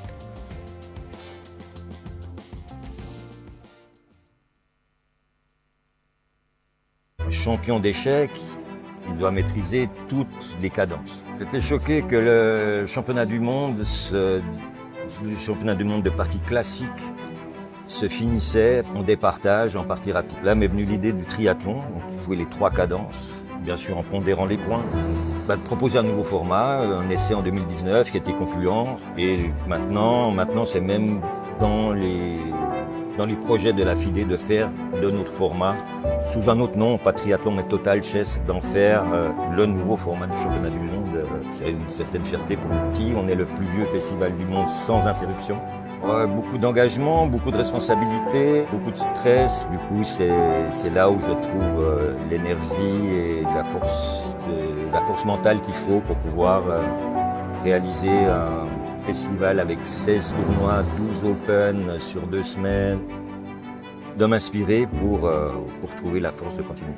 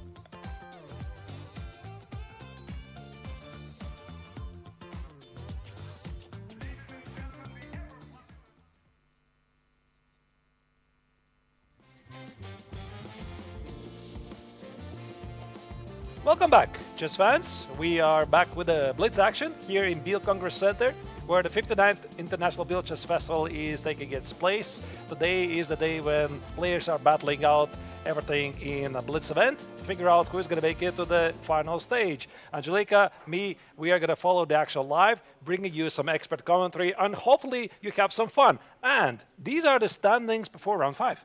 As we can see in the Masters tournament, on the fourth place is Limle with 16 points, still trying to hang in on there. It's all about being in the top 4 right now and not getting too far behind. Matthias Blubau, 11 points, still has some chances, but Jose Martinez, look at this, Arturs, 9.5 points. We have 6 rounds to go, so he can maximum score 6 points. With 15.5 points, he cannot reach in top 4. We can safely say Jose Martinez is out of competition. Yeah, and for Matthias Blubau, who we see on the screen, this is maybe one of his last chances because now he's playing against Aydin Suleimanli. He desperately needs this point. I mean, look at this 5-point difference between him and Limle to get his spot in top 4. But when we speak about the Challengers tournament, Vaishali is also in a really dangerous situation. 5-point difference from her against Alexandra Kostanyuk. For Carissa Yip, maybe there's still hope. Yeah, there is definitely some hopes, and we would love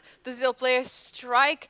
And in the Masters, it's going to be about Matthias Blubau and against Aydin Suleimanli. As Arturs, you were saying, this is definitely the match of the round. Will Matthias be able to strike some victories and stay in contention? So here we go. The opening phase was played out very quickly. And of course, immediately the German Grandmaster chooses one of the most aggressive choices he can do. This is the Nimzo Indian, Bishop D2, something really advanced. Very often White is playing this kind of setup when he needs the victory here.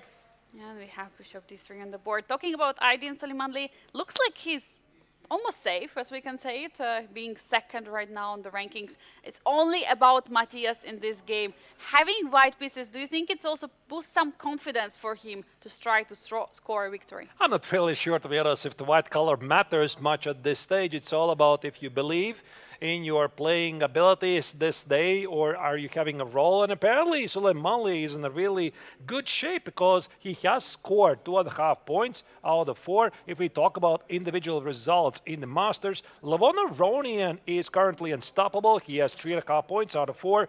Yezer Domush has 3. And Suleimanli is actually the only one from the other players who is still in the plus. Now the rest having just 1 point. For that reason, Blubau has to try to strike here. Will he be able to? 92, by the way, just now played, challenging the knight only 4, and Aydin decides to trade those. Now White has a bit some nominal advantage here. Again, the bishop pair and the easier, longer game. But for Suleimanli, it's a pretty clear game. I think at some point he wants to play maybe like e5, knight f6, go for some Kingston attack. Do not underestimate this Lasco bishop on b7. So I think here Blubau at some point will play f3. F3 for sure, trying to open up the position. But for Aydin, he is playing e5 now, breaking the setup. We're attacking the pawn on d4. Are you taking the pawn? Are you pushing forward? What are you doing here? Maybe closing the bishop? No, I think you want to open it up because you have the bishop pair. So a d takes on c5 makes perfect sense. Do you take with a d pawn or b pawn?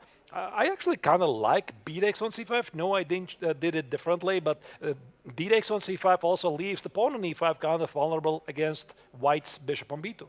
Yeah, it is definitely very vulnerable here. Pawn takes, and we have a d-file getting opened. There could be some pressure on it, but yeah. The pawn is, by the way, under attack on b4. This is what Black is threatening right now. So Matthias is trying to figure out how does he defend. No easy moves. Maybe bishop c3 here looks pretty passive. Can you play something like queen c2? No, b5 instead. b5 is on the board, closing the position. Also potentially some break with a4, a5 is in the air. But so far, it's all about the bishops on d3 and b2. Will White manage to activate them? I mean, if I was Aydin, I would probably play e4, knight e5. No, rook f6. Actually, I think that's a great move. Queen e6, was it? Yeah, it looked like rook f6. I thought that Black wants to attack at the king side, like rook f6, rook h6, the queen on h4, and go for some attack. Also, on top of his ideas, maybe there's an idea to play e4, knight e5, and just be solid. Yes, it is possible. We have bishop stepping away, no more e4, coming with the tempo in the position. And now f3, the idea which you mentioned earlier, it is happening right now. Will he go for the e4 push, or he's just stopping some ideas of knight jumping? E4 push is definitely there. I was also thinking, what about h6, king h7, g5, rook g8, g4, try to open up the king side. So do you play it solidly here, or are you ambitious? Both players have definitely got the position they wanted. White has the bishop here, but black is trying to be ambitious to the king side. Black is definitely trying. Now e4 push has been played, position is closed with f4. Now bishop is being remaneuvered there. Probably we're going to see target on the c4 square. I think it's a reasonable idea. Maybe also in some of the lines, black can think about something like rook d3, give up the pawn, and then try to activate the Lagrave bishop on b7 here. h3, I like this move, Angelica, because white might be thinking about a long-term idea, king h2, rook g1, g4, get to the pawn on g7, because you see, nobody is contesting the black bishop on b2. But I see a trade of the rooks on the d file. Will rook d1 be played? Trading another rook, or what will Matthias do here? He has to recall in the back of his mind this current standings, which are not so much pushing him for a solid and peaceful result. He has to try to score some points. I don't like this move. I would have thought that he wants to go for the attack here because, again, he's in a must-win situation because of the tournament rankings. I mean, it's really hard, of course, for Matthias to really think that he will be able to close this 5-point gap between Limley, but you got to give it a try. Maybe he's hoping for this quieter endgame. Probably he is, but then there will be not much imbalances in the position. Now queen e7 saying, if you want to trade on my terms. I will not take your rook on d1. And we see that Matthias is recapturing. We have a trade. Yeah, it's a pretty simple position here for black. Bishop e6, 98, 96. Black can trade the queens if he wants. To be honest, at this stage, it looks like this game is getting to something peaceful, so maybe we also can use this opportunity to switch to another game. Let's go to Carissa against Marco Matera, because for Carissa, it's one of her last chances to try to stay in the contention for the final stage. Oh, the game just finished. That was a bad moment for us to switch because no. Carissa just lost to Marco Matera 1. Here you see the players are positioning the pieces, but let's go to the game. Vachier-Lagrave against Alexander Kosteniuk, because Kosteniuk also is in a dangerous situation. Oh, it's finished already, yeah? No, it's not finished. It's playing. She's being played. Right. Yes, and we see, Vachier-Lagrave is trying to push in this position, and with every single point Václav is getting, he's eliminating the fourth place. So this is so important right now for Alexander to still try to stay in contention. In the Blitz tournament, Finnick has been flawless so far, 3 points out of 4. Kosteniuk also has been playing exceptionally well, +1 score or 2.5 points out of 4. She's trying not to fall behind. That's why obviously this game is so critical for her, because if she loses, she already might be trading the leader more than 12 points. Rook b8, offer to trade rooks. Frank, the rook trade, but are you ready to accept it? Yes, rook is being active now on the 7th rank. So material-wise, we don't see there is any advantage, but white has the bishop pair in this position. How important is it, Arturs, especially now opening up the position? I mean, obviously the position opens that white will have the better chances. So the first thing that Kosteniuk is thinking, I want to close this bishop, but I cannot really do it. If I play e3, white's going to play f4. So what do? She plays knight c3, going for some counterattack.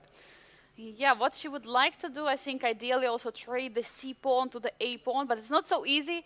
Easier said than done, for sure. And now he is targeting the c7 square. You have to step away with the king from the 7th rank, so there is no more check. King e6. Okay, what about the pawn on c7? Can you play it? Like knight c5 could be some counterattack, or this knight goes to c5.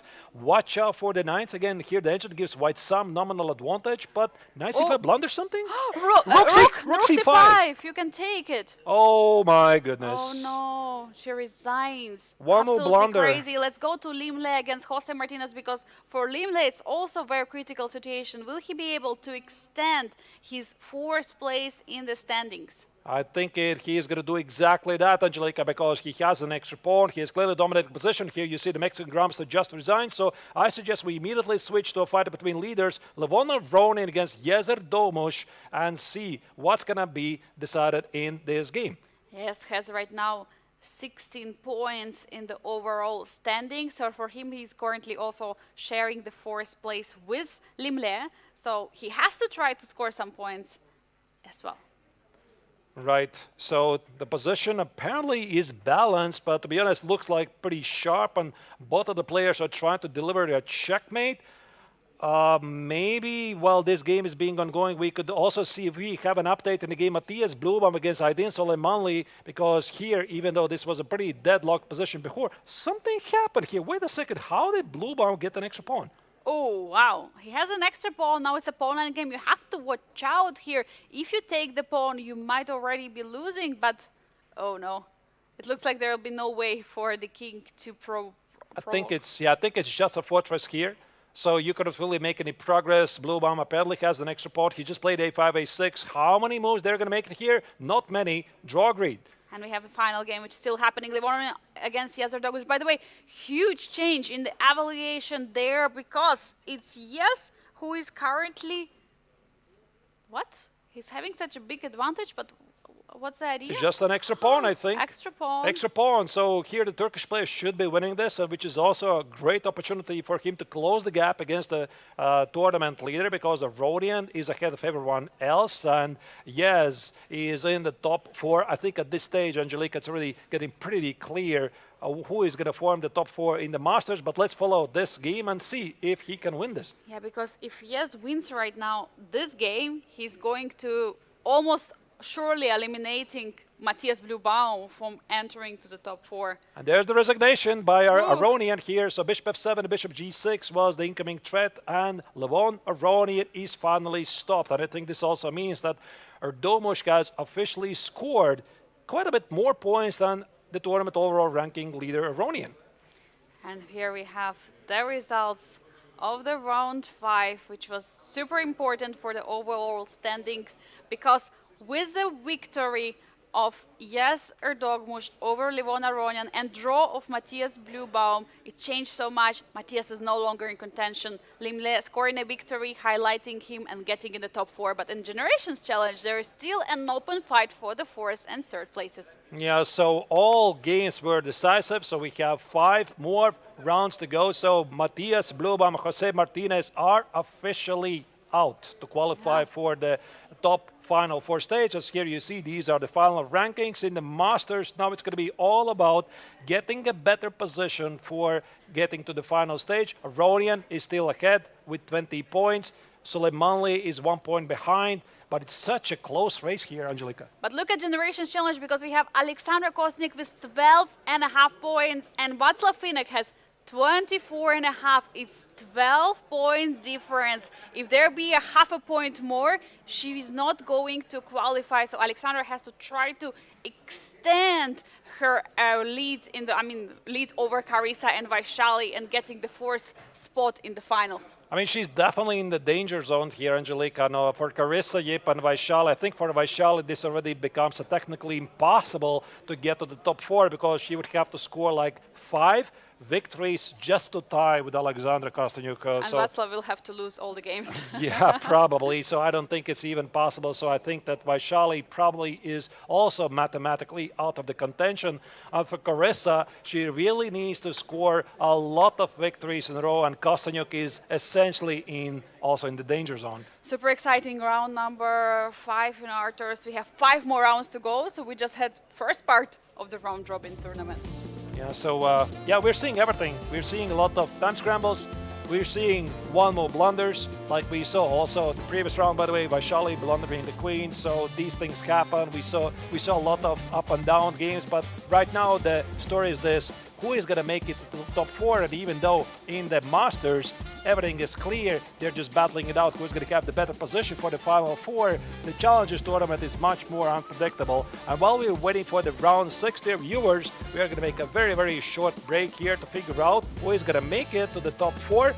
I hope you're having a lot of fun, as we are, and we'll be seeing you very shortly after this very, very, very short break.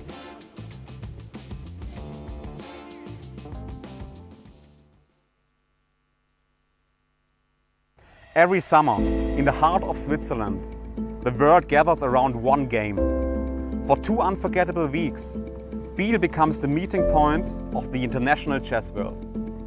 Countries, cultures, generations, countless stories brought together under one roof. Here a child may sit across from someone who has spent a lifetime at the board. Passionate amateurs compete just a few meters from tomorrow's stars. And on the main stage, some of the world's strongest grandmasters battle for every square, every second, and every opportunity. Different languages, different backgrounds, different ambitions. Yet across 64 squares, everyone understands the same truth. Every move is a decision, and every decision can change the game. Chess demands strategy, patience, and the courage under pressure. But beyond calculation, there's something more. Creativity, the ability to see what others cannot yet see, to imagine possibilities where none seem to exist, and to transform a single idea into a moment no one will forget. That is the spirit of Biel. Here we celebrate more than world-class competition. We celebrate the handshake before the battle, the silence before a decisive move, the conversation after the game, friendships formed across cultures, and inspiration passed from one generation to other. Different nations, different generations, different dreams, one shared passion. This is where creativity meets competition, where strangers become opponents and opponents become friends. This is where chess connects the world. This is Biel. This is the Biel Chess Festival. One game, endless possibilities.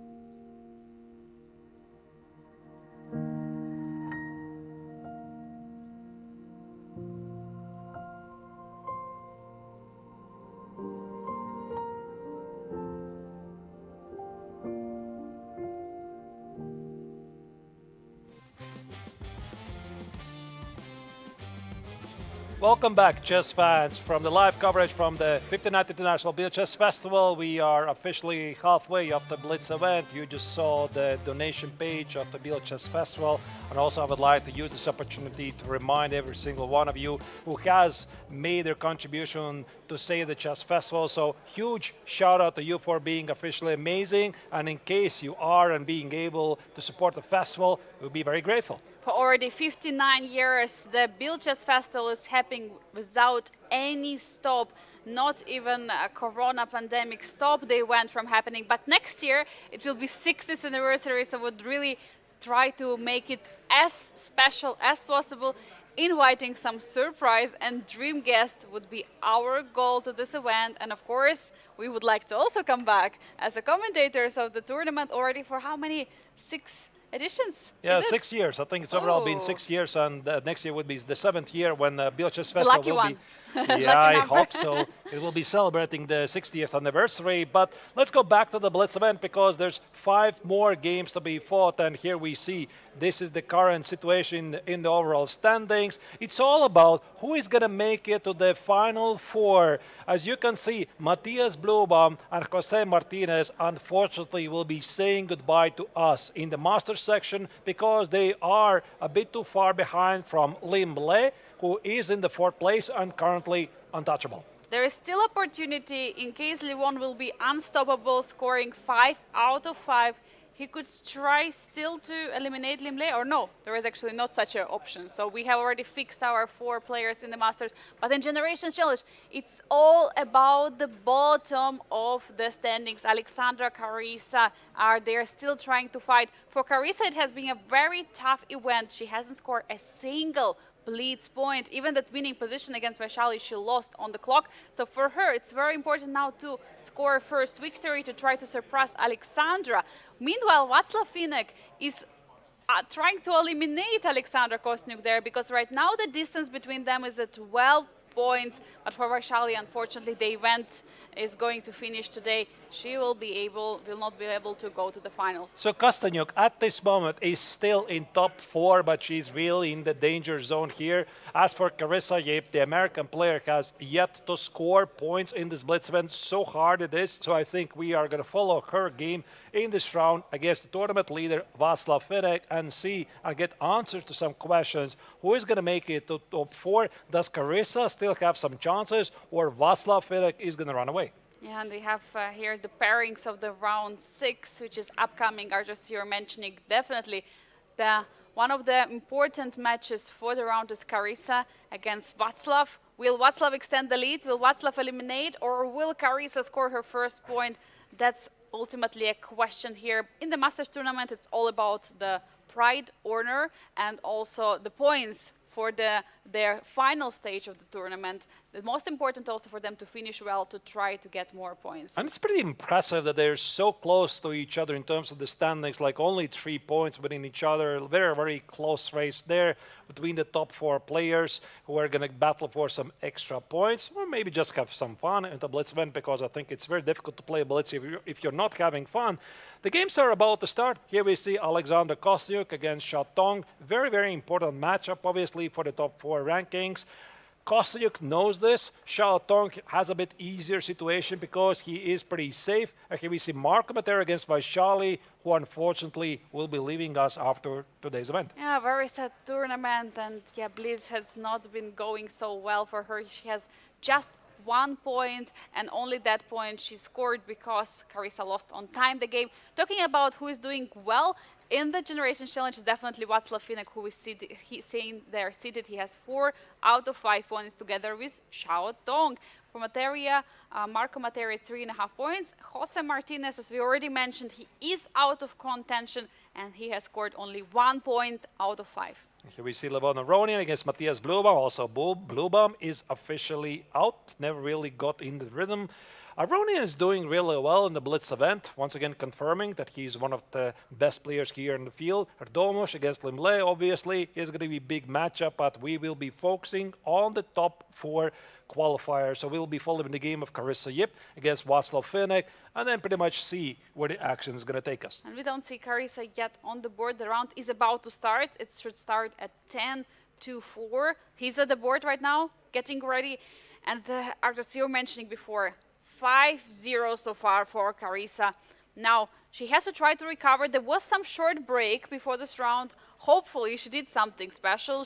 She had some refreshment, she ate some snacks maybe, and getting ready for the match, because I really hope for her to start and scoring first victories. Yeah, it's really difficult, obviously, when you start to lose games, then you lose your confidence. And I still remember this game we were covering live. She had completely winning position against Vaishali, 2 extra points in the rookie game. She lost that game on time, which was just unbelievable. Very bad luck. But here we see some of the sidelines of the Sicilian Lapin.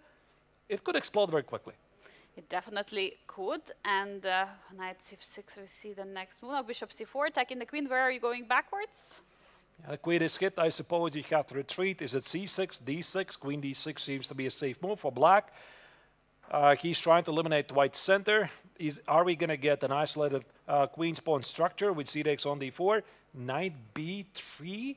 I don't think it answers the question yet. I think c takes on d4 will happen here, but then what? How do you recapture the pawn? Yeah, you can take with the knight, and she's doing so. Knight b takes on d4. We are going to have a very interesting position where white has 3 against 2 pawns on the queen side. Black has 4 against 3 on the king side. But will white be able to try to get some advantage in this position? And which is advantage, actually, for white? The position probably, again, remains pretty level. White is a bit better developed because you only need to bring out the queen sub bishop to the game, while black has 2 pieces to get out. b5 just played by Finnick. If we talk about the scoring difference between 2 players, as you can see, Carissa currently sits at 10 points, and Václav Finnick is ahead by 14.5 points. So that's why even if Carissa wins, she's obviously still not safe, but it will be a good step. It will be a first step, definitely, to try to get. So theoretically, everything is still possible. Carissa has a chance still to be the force in the field there, getting to the final stage in the Generation Challenge. Also, for Alexandra, it is the chance. But Václav Finnick, everything what he has been doing so far in the Blitz, he's just eliminating the players, literally eliminating, because you can only qualify to the top 4 if the distance between you and the first place is not more than 12 points. Yeah, so he's doing a really good job so far. By the way, white is doing better here. After Carissa's a4, there's some unfortunate questions for black to answer because the pawn on b5 is immediately hit. Maybe this aggressive choice to play b5. Now he's going to slightly backfire against the Czech player. Also, I was thinking there could be a room at some point to play knight g5 and try to go for some tactical tricks, but b takes on a4. White is doing better. There are 2 pawns against 1 on the queen side. This pawn on a6 could potentially be a weakness. And the c pawn, by the way, Arturs, look at the c pawn. Could it be a passer later on the endgame? Eventually, absolutely. Yeah, I think white simply has the better pawn structure. The rook on a1 is very active. Black has some problems. Knight c6, you have to calculate what happens if white trades a couple of times. Some simply collects a pawn on e7. And that's why black plays knight e4 and tries to be aggressive. Yeah, trying to get the pieces active into the position. And we have now big question to answer from Carissa. How do you develop the bishop from the c1 square?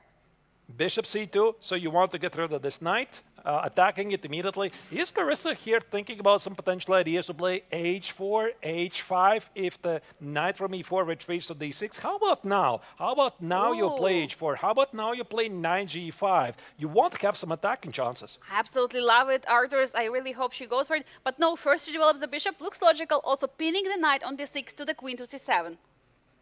Yeah, it's a good move. White has officially completed development. The knight on d6 is pinned. So how does black continue? Knight c6, black officially has completed development. And now white has to try to figure something out. How do you continue? It feels like here h4, h5 could be a bit slow because black is immediately targeting the knight on d4. And do not miss e5 move. e5 now is a big threat in the position, although white might have probably some intermezzo, taking the knight on c6. Not really sure how it's going to go, but Carissa has to watch out here. And by the way, she has up on the clock, so she still has all her chances. But one more time, looking at the previous round where she didn't score a single point, this might look like another disappointment for her, but we really hope she is going to strike back. Yeah, because of course we want to see as tense finish as possible, so that until the final round, it's not very clear who is going to make it to the final four stage. So here, White is again doing better, and I have a feeling that she needs have this H4, H5 opportunity, try to stir up things at the king side, because once you get to the time scramble, you want to have some attacking chances. But she has to make decisions faster because it's a blitz. You would like to keep some time on the critical moments, but now you just have to go for it. H4, H5, trying to open up the king side. Knight one more time is not on F6, not defending from the H5 idea. So this would be a really nice way to start attack. Maybe there's some problems with E5, and that's what she's trying to figure out. You know, what if happens if I play H4, Black plays E5, do I play it safe, do I trade the bishops on E5? She's thinking. That's quite a long thing, already down to the 45 seconds. But she can also play Queen G4, bringing the queen to the king side. No, there's still going to be the E5 move, so he cannot do so. And she's trading the bishops. Yeah, it's a bit cautious move there. I think that being a bit more aggressive was a better choice here. All right, bishop D3. Played, making sure there's no knight c4 moves, and now the young Czech player, it seems that he has a pretty good position. Yeah, he's ready to strike back as well. We have seen him playing very fast moves, but now he's also trying to find some ideas, because H4, H5 are still somewhere in the picture. You shouldn't underestimate this idea, because now you don't have dark squared bishop, which would defend the king. That's a very good point. I think the black king's a bit weakened here. So do you want to trade the queens? I think, of course, 98, I love this move, Angelika, because if White rejects the queen trade, the black knight is getting to F6, and the black king feels a bit safer. Yeah, that makes perfect sense. Do you trade? I mean, you would like to keep an attack, but how do you keep attack without the queens on the board? She is trading the queens. What will she do? I don't like this. I would have wanted to keep the queens on the board, to have some chances for this kingston attack, but here Carissa has some simpler ideas. Say she wants to double the rooks at the A file and try to win the pawn on A6. She is trying to go for it, but it's pretty tough for what is happening here. Bishop 8 stepping backwards. Can you take the pawn on A6? No, not yet. Not yet, because the pawn on B2 was under attack, and here you see black is getting a pretty nice position, having some counterplay at the B file. I look at the clock difference, essentially 50 seconds versus 11. Yeah, we see that Václav is very confident in this game. The most important for him always to keep track on the clock. F3 has been played, stopping any kind of forks. Is knight c3 working here? Knight x on c3, rook c3. I'm seeing some background issues. This is the first thing I'm noticing here. Oh, wow. There could be some ideas. I don't know, like you have to calculate things very quickly. No, he plays rook d8 instead, trying to be safe. No funny stuff. Probably after knight c3 there was rook c2, but anyway, we have bishop e4 on the board, e6. Now these rooks are standing very beautifully doubled, but they are looking nowhere because pawn on e6 is defended, but maybe she wants to sacrifice something. No. Yeah, so this bishop g2 probably was meant to protect the king. Here comes Václav Fenek. He's about to play a3, rook c3, rook a3. It feels like White's queen side is simply falling apart. Yeah, the problem will be if you're not going to have that extra pawn, there'll be no opportunities to try to win, but Carissa is still trying to be in the game. Václav getting down to 15 seconds right now, trading the bishops. There comes the bishop trade, rook b8, nice positional move. White goes to the defensive, rook e2. I think that black's position seems to be a bit easier. He wants to play a3, rook c3, rook a3. White has no attacking ideas, and if somebody's calling the shots here, it's the Czech player. Yeah, for sure, he is in control in this position. If he will eliminate the pawn on the a file, he will have 4 against 3 on the queen side, and we might have a very long game there. He will try to create a passer, but theoretically, I think position is drawn, is it? I think the pawn on a5 is gone, so here White desperately needs to activate her pieces, so she trades a pair of rooks. The pawn on a5 is goodbye. What about rook c7 and knight g5? No, instead she goes the passive king f1, king e2. Now it's all about black's chances here. Can here black capitalize on the extra pawn? King is stepping away to f3, trying to take control of the pawns, but now rook d5, wanting to trade a pair of rooks in the position, so king has to go back and defend. Yeah, very uncertain position for White. Yeah, it's really difficult for Carissa. Unfortunately, she's not in a situation where it looks like she could score her first victory here. She keeps struggling here. Again, the competition here is very, very difficult. So the boys are doing really good stuff so far. So we have some update from Alexandra Kosteniuk's game against Tonshaw. She finished in a draw. So it means she's still keeping her chances for contention on the 4th place. She's still there.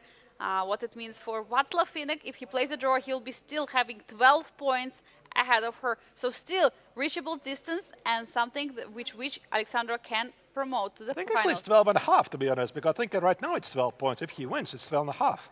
If he wins, it's 12 and a half. But if Right. he draws, Right. he draws, it's going to be the same. That's correct. But yeah, but this position is really difficult to hold in a time scramble. So of course, here Carissa wants to trade every single pawn as she can. Here comes a black king, knight of 7. These knight 10 games, they're so tricky. Watch out for all the forks. You have to really watch out. And this knight of Carissa is doing pretty well job trying to control everything. But will Václav push the e4 pawn forward? There goes the e5. If black will be able to trade the knights, he is winning this, and that's why here the American is trying to set up some kind of a fortress. Knight c5, knight e4. That's the kind of position you can play for a very long time. Yeah, very long time trying to take control over this e4 square, which is super important. You don't want to break the pawn. And what's the winning plan for Václav? How can he do it? Yeah, maybe try to get the king on d3, knight e4, or just make a lot of moves, and maybe at some point White's going to blunder the knight trade. Here comes the king. Wait a second, there was something happening there. Apparently it was missed, but again, players are playing on the last seconds. Oh, probably there was some pawn break in the position, and yeah, we see that Carissa is not allowing any pawn breaks now. King d2. All right. So, yeah, by the way, we also have to remind you, the viewers, that Carissa has flagged in this tournament before, so she is not safe. But is she winning now this pawn on e5? Can you take? Wait, no, you can't, because there's going to be you're knight e3 getting check. to the lost pawn's endgame. You cannot do so. So now So she's tricky. stepping away. She's not allowing any kind of e4 business, so you have to watch out for the knight checks. King d5, so White is desperately trying to survive here. Both players are down to the last 5 seconds here. You cannot afford to flag this. Oh, I'm interested how many moves are already there playing this. Of course, the players don't know when the 50 moves rule are exactly applying because they don't really have the score sheets in the Blitz. Yeah, but I essentially don't see really any progress. I think at this stage here, Carissa can call the arbiter and say, listen, I want to somebody count the amount of moves. Because according to the FIDE rules, 50 moves with no trades, with no pawn moves, it's a draw, but you have to claim it. And in case the arbiter has to claim it, it should be 75 moves. So if we're going to have 75 moves, the arbiter will come, stop the game and says, you know, it's a draw. Of course, I mean, every single player in this position would try to have some practical chances, and this is exactly what Václav Finek is doing. If Carissa was playing with black, she also would have continued to play this game. Knight c5, king d4. There's no progress so far for the tournament leader. I have a confirmation. So we had 67th move is the last move when the pawn got to the e5. So it means we're having right now 30, how many moves? 35 moves around. Move 103. Ooh. Essentially, one of the longest games. What about king e3? Oh, what's happening? Oh, whoa, whoa, whoa, whoa. White is black is making progress. King e3, king g2. There goes the pawn. Oh no, she loses the pawn right now. And the pawns are marching forward. You cannot snatch both of the pawns with a knight. So you have big issues in the position. You cannot stop both of them. Wow, what a heartbreak. I mean, Oh. I really feel for Carissa. You know, it's such a nightmare tournament for the American. Essentially, the 6th loss in a row. Václav Finek scores a very important victory, but it's so hard to be at this stage for Carissa. It is extremely hard. And as we know, now Václav Finek scoring this important victory means that he's also extending the lead from Alexandra. But of course, for Alexandra, it was important to score at least something. She had a draw in the Generations Challenge. Marco Matera winning against Vaishali. Well, Vaishali is not doing so well. And about the Masters, Artur, what can you say? So here we see Aronian scoring another victory. Suleimanli, so they're extending their lead against the closest followers. Yezat Domos was a draw versus Lim Le. So it's all about who is going to make it to top 4. And here we see the current standings. Again, in the Masters, no big change really there. It's all about these 4 gentlemen, Aronian, Suleimanli, Domos, and Lim Le. We are going to see them in the final stage. And unfortunately, after today, we're going to say goodbye to Matthias Bluebaum and Jose Martinez. But in the challenge tournament, Alexandra Kosanyuk is officially in the danger zone because she is behind the tournament leader Václav Fede by 12.5 points. So if the tournament finishes right now, she does not qualify for the final stage. And for Carissa Yup, she'll have to try to score every single victory in the last remaining 4 rounds, but so far she hasn't scored a single one. She has 0 points so far out of 6 games. I don't see her getting there, but still, there is a theoretical chance for her to stay for the final stage. Yeah, probably more like a mathematical, yeah, because we have, 4 rounds to go, 3-point deficit. It's going to be really difficult. But again, I think that being in this situation when you start with 6 losses in a row, you're not really thinking about, I have these amount of chances to score more points. You're more like thinking, I just want this tournament to be over with. I just want to rest. I just want to prepare for the next one.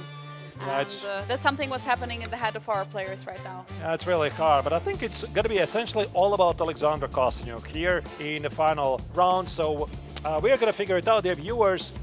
We are going to go for a very, very short break and come back with the next round in a couple of minutes. So don't go anywhere, and see you in a bit.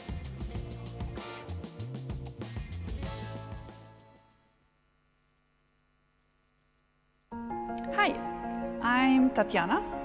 I am the one who does everything that has nothing to do with chess. So the atmosphere is very familiar. People know each other. You're very close to the chess superstars. At least that was what I was told. I mean, for me, they are all the same because I don't know them as chess players. I know them as a person. But I had people from all over the world that were really like, wow, this GM just walked by me and I could ask him for a picture. That would never happen, like in another country. So you're very close to people. People are very open, very familiar. And there's many players that come back every year and I'm always so happy to see them. I'm very excited. They come from all over the world. Well, some of them are playing on stage now because they came, I saw them when they're like Marco Martera, he was here every year playing. And Liam, he's back every year. But yeah, there is many. And then there is always new faces and you make connections, you talk with people from countries I've never been to, I've never met anyone from. So it's really, really nice to connect with the world. But especially at the Chess Festival, we gather and become a family for 2 weeks, and then we spread out into the world and we come back next year. So that is what makes it special to me.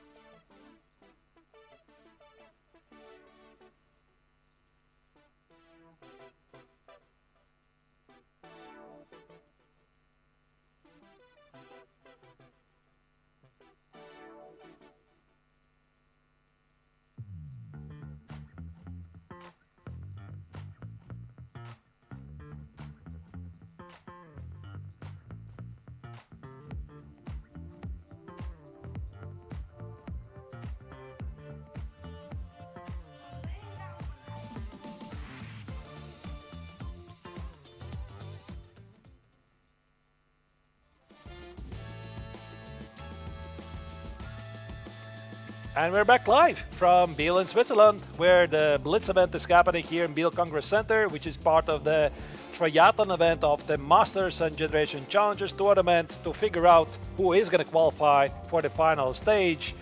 We are still following some of the exciting action here in Biel. So this is the pairing for round 7. And we see some really exciting pairings in the Generations Challenge. It's all about the top 4 of each tournament. Who will qualify for the final stage? Alexandra is on the 4th place right now, facing Marco Materia, but she's in a big danger, though, because will Václav Finek score another victory and extend the lead? We'll have to find out in this round. In the Masters tournament so far, everything is fixed. Top 4 already cleared. And the players are officially starting their games, so there you go. I think we're going to follow the game of Alexandra Kostic against Marco Materia, because I think for Carissa Yip, after 6 consecutive losses in a row in the tournament, it's going to be almost impossible to make it to the final stage, and it's only about the chances for Alexandra. I think she needs this victory desperately. She desperately needs this victory, 100% Artus, and she's having also white pieces. What do we have here? Castle. Oh, some. It's getting really spicy. Some Sicilian Lapin. Black, I think, kind of messed up things in the opening phase. So white gets very powerful Dax with bishop. We talk about bishop b2, c4, potentially d5, and have very good attacking chances. And c4 attacking the queen on d5. Where is it going to retreat? Okay, we have it on d6. Now white is having powerful center, but black will also have this ab7, a7 pawn, potential strong bishop, and white has a bishop pair in the position. Yeah, b6 looks like pretty good move. I think black here has to be careful for the next couple of moves, because if there's no breaks, then maybe black is able to organize some counterplay against white center. We talk about moves like bishop b7, rook d8, rook c8, and see what happens. Their current scores in the Blitz event, I think Marco is one of the best players in the Blitz section so far, having 4.5 points out of 6, allowing him to cement his situation in the rankings. For Alexandra, it's a pretty okay event so far, 3 points out of 6, 50% score, but obviously this is the moment when she needs this 4 point. She needs to strike exactly this moment, because she knows Václav Finek is leading the tournament, and with every half a point, with every victory that Václav Finek is getting, she's having less and less chance to stay in those final stage for the last 3 classical rounds. Yeah, this c5 was a pretty big decision by Alexandra. She's giving up the pawn to open up the Dax with bishop. b-takes 1 c5 was a small inaccuracy here by the Frenchman. Yeah, and we see that well, he's going to take now on c5, or will he defend? That was actually quite a weird choice, to be honest. I would have thought that for a blitz game, it's quite risky to open up the bishop on b2. I thought that you want to retreat with a queen. Now he's having a second thoughts. Does he want to get the queens off the board? Yeah, that's what he does. Trading the queens, as we can see. And knight is coming to d5 now in the position. Let's probably zoom in on the board, what's happening there. There's a bit of a transmission error. I mean, white is not losing here. I think there's a rook missing on d1. I think we're going to fix that in a moment. Let's maybe forget the digital board and follow the live board, and maybe zoom in a bit, and let's see what kind of info we can extract from it. Yeah, we see that knight is now on d5, and for white, knight is on e5, standing there. And do we see? So he's trading the knights on e5, bishop takes e5. Yeah, a couple of pieces disappear from the board. Obviously, as you can see, white has this rook on d1, which is missing in the digital board. I mean, this is blitz. Sometimes players make those moves very quickly, and it's very difficult for the board to keep up with the pace. And now there is a big question how to continue here for Alexandra in this game. She has 2 minutes. I think she's doing better. She has the bishop pair, as you can see in this position. Okay. So, pass pawn. So she's bringing rook to the b file. She would like to get it there as active as possible, because bishop is already on e5. She's fully controlling the b file right now. Yeah, so Rook B1 was played. Okay, this game is going to be really difficult to follow. So I think while we're going to fix this board, we're going to check another game. And since Carissa Yip still has some chances to make it top 4, let's go to that game because she's playing all these match against Vaishali, who according to an engine right now is having a terrific attack. Yeah, she's completely attacking. And what is happening? How did actually it happen? This is crazy position. Reminds some kind of French pawn structure, but queen and the rook are now on the h file. H pawn is super dangerous, few squares away from the promotion. But white is down a piece. Last time I checked, so you see white is has sacrificed a piece for some big kinks at attack. Looks really sharp. So there's some ideas like rook f3. Go for the checkmate. Black will play knight x on e5, and this is why here the Indian player is trying to calculate, but only 1 minute for such a wild position. Oh, that's too little time on the clock, and you have to calculate all kinds of ideas in this position. And don't forget, if Carissa managed to defend this one, she will also have an extra piece for the later game, which will help her score a victory. How do you actually continue here? It's really difficult. I mean, maybe rely on the power of the h-pawn. I don't know. It's really hard. f4, a human move to defend the pawn on e5. The engine does like it, but it looks reasonable to me. Yeah, it looks like she wants to try to break in the center there. Queen goes to a5, now giving a check. Where do you go now with the king? You have to know King where you f1? step away. King d1? Nah, King d1 doesn't look likely. King f1 is the logical move. I think black wanted to castle the long side, but it drops the pawn on f7. Watch out for that pawn. Are you ready to give it up? But also black is having this extra piece. It helps a lot. All right, and it seems that Kostyuk's game is good. Again, let's go back to that game and see, because this game is a bit more critical for the overall ranking. So Kostyuk versus Marco Materia. We're back in business. The white rook found its way back to be on the board. Knight e4. Kostyuk is pressing. Now black is targeting the rook as well as defending on e6 in this position. Where do you step away with the rook? And by the way, can you take the pawn on e6? No, you can't, because the knight to d4 defends it, so black is happy with a draw. g4, of course, Kostyuk is not. Now black traced this annoying bishop on d6. With what do you take, with the rook or the pawn? That's a huge question now in the position. I would suggest take with a pawn, still keeping all positions more spaced. I mean, because you have more space advantage, and black is liking it, and she's going for it. She's taking with a pawn. Watch out for the f4, f5. King is being pinned with the bishop. It's a very big pin here, and black also wants to make sure, does bishop d5 work? Bishop d5, rook d6, like you have to calculate these tricks very quickly. Watch out for the h4 break and then a 4-5, trying to break in the king side here for Alexandra.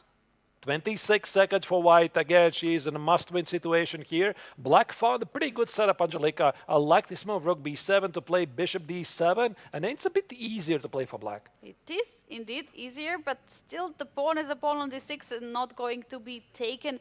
Meanwhile, h4 break is indeed happening right now. What Alexandra wants, she wants to open up the h file and target the pawn on That was h7. a bit, yeah, it was actually quite surprising that he allowed white to ruin his pawn structure. I think there could be rook h2, bishop c2, and black could be in trouble. There could be many of these ideas. You have to watch out.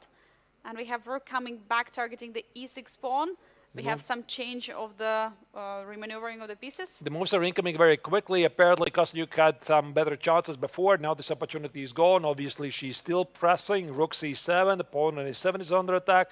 But the pawn on d6 seemingly is going nowhere.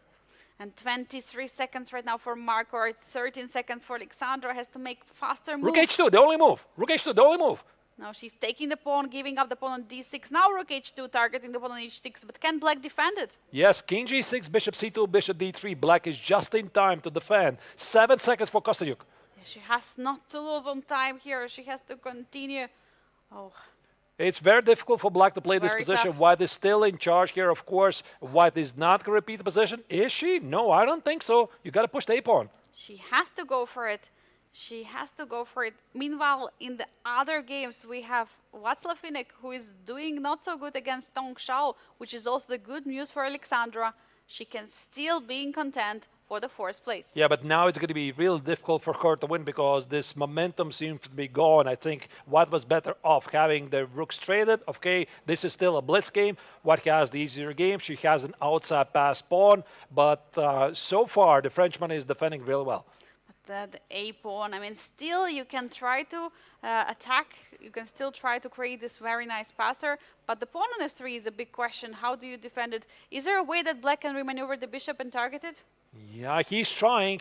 There goes the A pawn, A4, A5, A6. You can't let it go away. So that's why Frenchman immediately goes back to defense. The pawn on F3, I have a feeling that White will have to sacrifice it at some point to make some progress. Yeah, but also A pawn is marching forward. 5 seconds for Alexandra. She has to apply moves very fast. How do you do it? I mean, how do you make progress? I have a feeling you want to get the bishop on E4 somehow from B3. It's pretty passive. The A pawn doesn't go anywhere.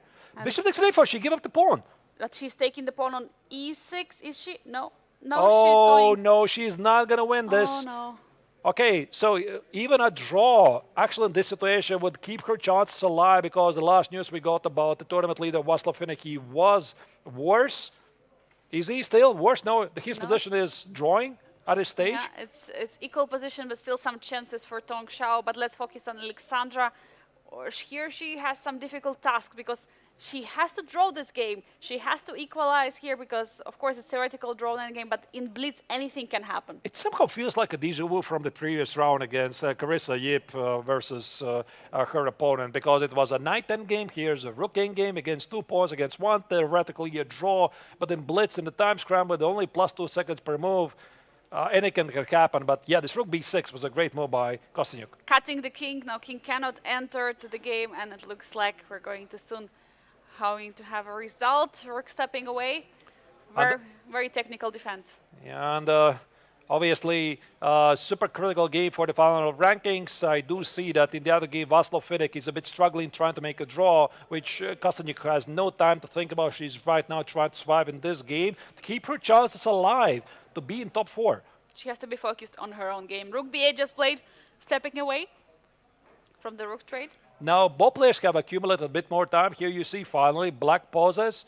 He needs to figure out some kind of a plan. It's going to be really difficult. Really tough, for sure, for Alexandra. But for Marco, it's even tougher. How do you create those winning chances? I think this is a pretty much textbook draw because, yeah, so you need to come up with something. Big update, by the way, in the game of Tong Xiao versus Václav Finek. The tournament leader, Finek, is losing, so maybe for Kostyuk, a draw in this game is not really such a bad result again, because then she would be, again, within the 12-point margin from the tournament leader, Finek. Super important, at least, to score those 12 points. But Marco Matera has extra pawn, and if something can go wrong, it will only go wrong for Alexandra. But no, we see all the pawns out of the board, and the draw agreed. One game which is still ongoing is Tong Xiao against Václav Finek, and we have another update there. It's all equal there. It's just a draw. Apparently, oh my God. Yeah, the Chinese Grandmaster missed his victory. You can look at his body language. He's like, how did I let it go? I mean, I was winning at some stage, but what's done is done. And you can see the players immediately after the game, they're sharing their thoughts, what could have been and what happened.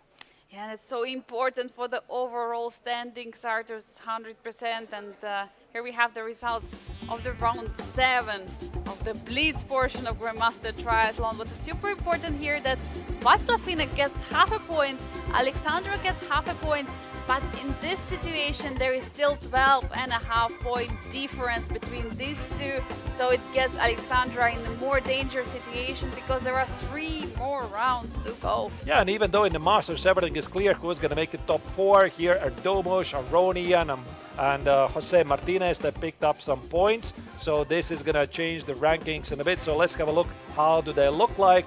So when we talk about the Challengers Tournament, so you see Kostyuk has 13.5 points against Václav Finek's 26. So she is currently out of top 4 because she needs to be within 12-point margin to make it. But we have more Blitz games to be played. And for Carissa Yip, unfortunately, with the loss to Vaishali, she's already out of contention because with the remaining 3 games, even if she gets 3 points, she's not surpassing Alexandra. So One more time, in Generations Challenge, Vaishali and Carissa will unfortunately leave us for today. And in the Masters tournament, Matthias and Jose. But the big question is remaining. Will Alexandra remain in the top 4 and reachable distance to Václav? Do you think she's going to make it? I really hope she will, and I think she will. And you? I would be really great, because I think if we would have 4 players instead of 3 in the final stage, this means more games, more fun, more stuff we can follow. But dear viewers, we have to go for a very, very short break, and we have 3 more rounds to go. And the big question obviously is if Alexandra Kosteniuk, the Just Queen, she can make it top 4. So we're going to find our answers shortly after a very short break. See you soon.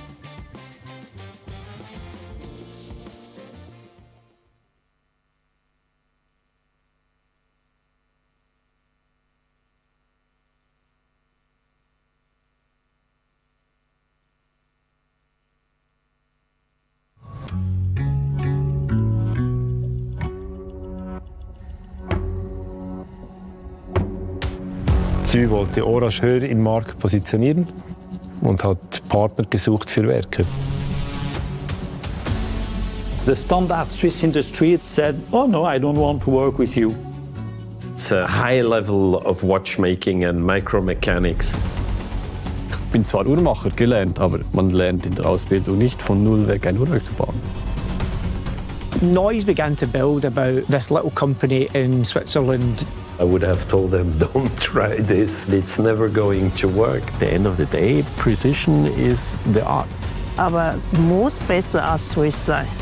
Das ist nicht wegen Arroganz, das ist die Voraussetzung. Sonst überleben wir nicht.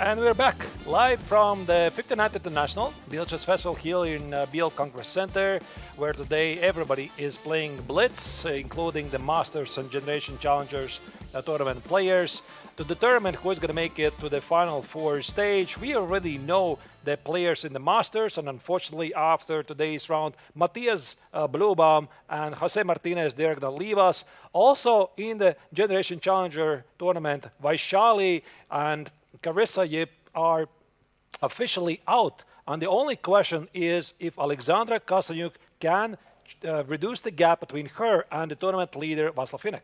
But that's just to give also some love to the other players who are now participating. Levon Ronan still in the lead of the tournament, facing Aydin Suleiman Lee. So let's stick with this game, because I would really love to see how creative Levon will be in this game. And whenever we see some critical moments on the other boards, we can also switch around, and we have the Caro-Kann and c5 immediately. All right, so pretty trendy stuff. C5 was played, d6 on c5, e6. White is, queen h5. Going for an attack, going for checkmate, scholar's mate in some way, but of course it's not possible. Bishop will not be able to get to c4. It pretty much gives me the vibes of Levon, the game he played in one of the classical, no, it was a classical, it was a rapid game against Matthias Bluebaum, the 5th round of the rapid tournament, where he defeated one of the biggest experts in the French defense in a stunning fashion. The pawn structure, to be honest, here looks quite similar. And h6 was played, and now there are some questions in the position as well. You cannot jump with a knight to g5, you cannot go bishop g5, so, or actually can you, because the rook is being pinned. The pawn. But I think first, of course, White wants to complete development, and then sure, something on g5 might land, because black on attack on g5, the rook on h8 is under attack. Also, it's not very clear where the white king is going to go. Is it going to be the short side or the long side? For more spicy stuff, I would love to see a long castle, but probably short castle is just being the pragmatic choice. And there are many ideas, and a6 is on the board right now, probably highlighting that he wants to develop the bishop there on the b7, or does he? Yeah, it could be an opportunity at some point. Sometimes in the French defense, they play like this, b5 and the bishop b7. I think also the idea could be to take away the b5 square for the white knight. King of 8, you got to protect the pawn on g7 in some way, but this also means that the black king at the king side is never going to feel safe. Oh, king f8. Well, and what are you going to do about the rook on f8? That's a big question, but f5 immediately. So saying if you want to take on f6, you take it now. But then black is going to have the e5 break in the center, and Levon is taking now e5, attacking the queen, threatening the e4 fork. Is it something what Aydin will play now? Not yet, because there's going to be queen g7, but according to an engine, e6 and f6 is not the best move that he could have done. It makes perfect sense, though. So according to Stockfish, queen g3 was the better choice here. Aydin is thinking, is he really considering to take with the pawn? Well, he thinks what to take with queen, pawn, or the knight. There are a few options in this position, and knight f6 finally targeting the queen. Looks reasonable. So obviously this game is really sharpening up, but I think it's also a good idea we check the other games. So let's have a bit overview to have a proper feeling what's happening in all the other games, because we have 6 games currently happening right now. And also obviously the big question is, how is Alexandra Kosteniuk do it? Is she in a situation where she can win? Yeah, she is a bit worse against Carissa Yip here, for whom the tournament is already finishing today. We see that g6 was the last move played, but moves are coming in so quickly. And also another question is Václav Finek is facing against Vaishali Rameshbabu in the bottom right corner. We can see he's attacking against Vaishali Rameshbabu, and he has an extra material there. So if he extends the lead, there'll be a bad news for Alexandra. Yeah, a lot of action happening, but let's maybe once again go to Kosteniuk's game, because this is still the only unclear game where it might have major implications in the overall rankings if she's going to make it to the top 4. For Carissa, this is a tournament to forget, at least the Blitz tournament, because currently, unfortunately, she sits at 7 consecutive losses in a row. For Kosteniuk, it's a bit better, 50% score. The position, again, for White is a bit better, but we already saw in a time scramble, Angelika, everything changes dramatically. So at least psychologically for Alexander, there are some chances and perspectives in this game to get to the final stage. This is what she's thinking right now about. And F3 is being played right now. There are no knight F2 threat, but rook B2. Yeah, rook B8 threatens with rook B2, so I think this knight on D3 has to go.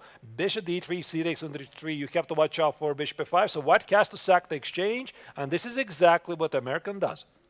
Yes, she goes for it, taking that nasty knight which was there, but getting a lot of pawns. Now she has 2 pawns for the exchange and very active bishops in the position. We see evaluation bar went a little bit up, so it means white is better here. But Alexandra has to try to start pushing, and we see a 5 opening up the long diagonal, closing the bishop on D3. How do you like the move? Doesn't look really good for black. I think here white suddenly has a simple plan. C4, C5, D6, maybe try to build up some battery of the queen and the ducks with bishop. Unfortunate events here happening for Alexandra Kosnik because, again, she's in this must-win situation. And also her direct competitor for the place in top 4, Václav Finnick, right now is playing against Vaishali. He has a better position. The position is still quite unclear, but it's all about Kosnik's chances here. Is she going to make it? It looks difficult. It looks very difficult for her, but still she's trying. Meanwhile, we have also result Tong Shao winning the game. That also doesn't help Alexandra because he's also having a lot of points. Could be also the first place surpassing Václav soon, but no, queen B6. Here comes the white knight, eyeballing for the C6 square.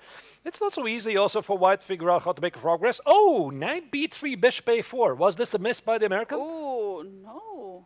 Because the pawn on b3 might be dropping. I mean, this knight retreat was so unfortunate. She played it like within 1 second, and now suddenly bishop takes on b3, queen b3 is a threat, or does she really care about the pawn? I have a feeling, Angelika, it's all about these passed pawns in the center. But 15 seconds for Carissa. She has to make a move. She has to play something. Queen d2 is on the board. I think the she pawn actually... is falling. It's a bit surprising that she didn't want to trade the queens. I would have thought with having such an exposed king, you want to get the queens off the board. She wants to play bishop c2, queen d4. No? Yeah. No. Rook c1 instead.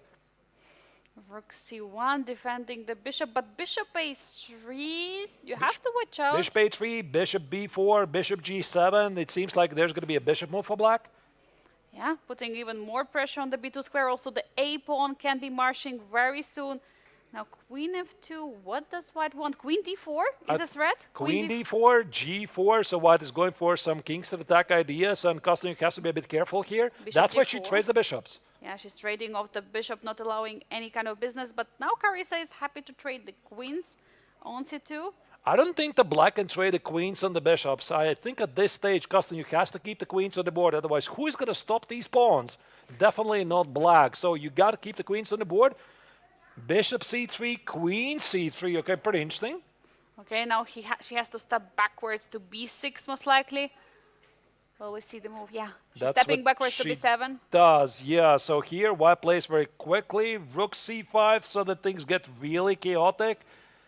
The d7 pawn, watch out. d8 is a big threat. The pawn is going forward, but I have a feeling that white will be also able to open up the things that the kings have with some sort of a g4. No, rook e2, rook e8. White is winning here. Rook e8, you have to stop it with only queen f8. Checkmate threat on h8. Queen f8, you have to stop and give up the queen, but position is completely lost now for Alexandra.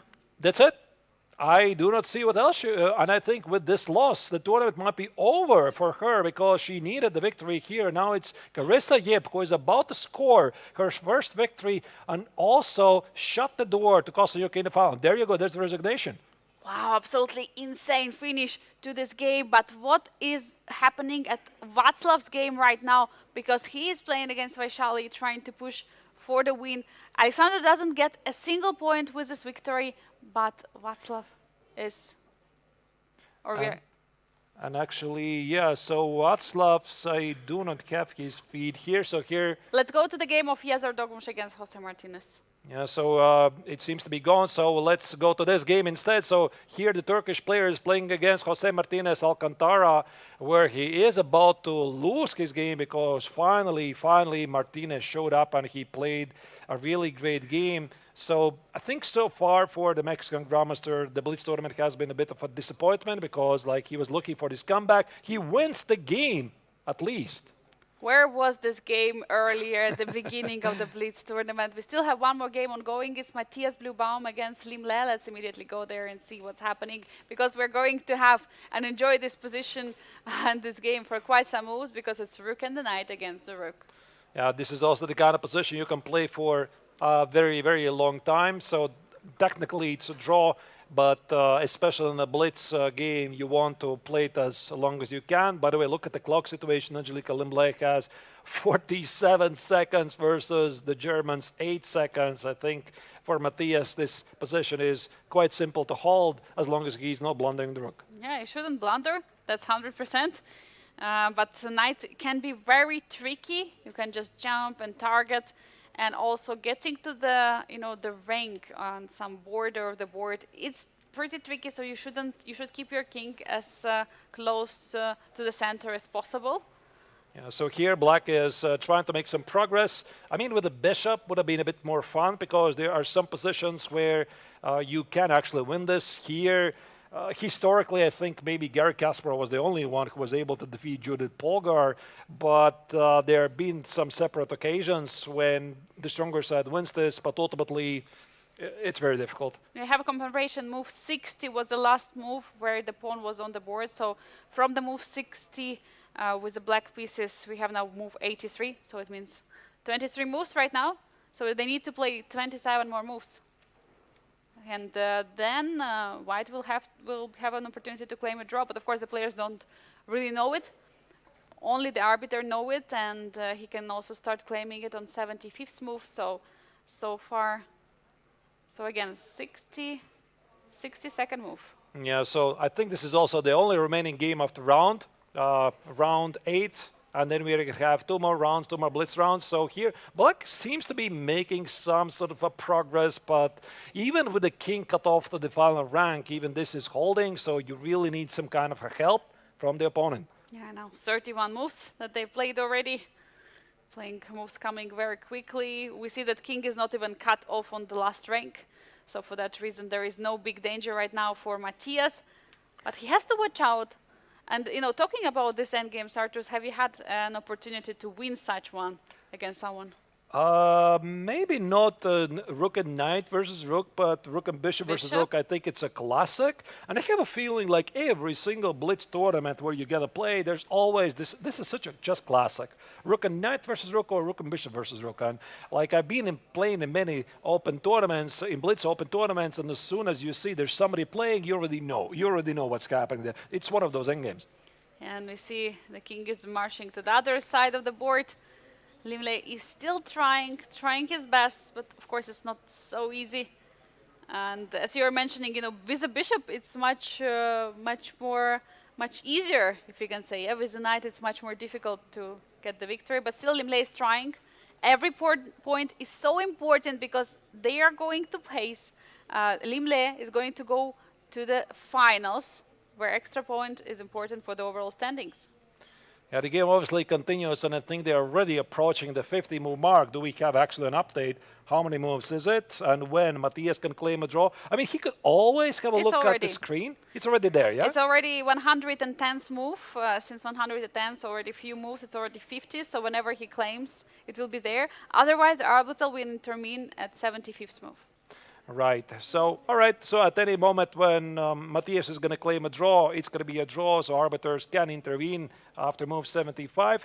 Until that moment, I think the players are going to play it out.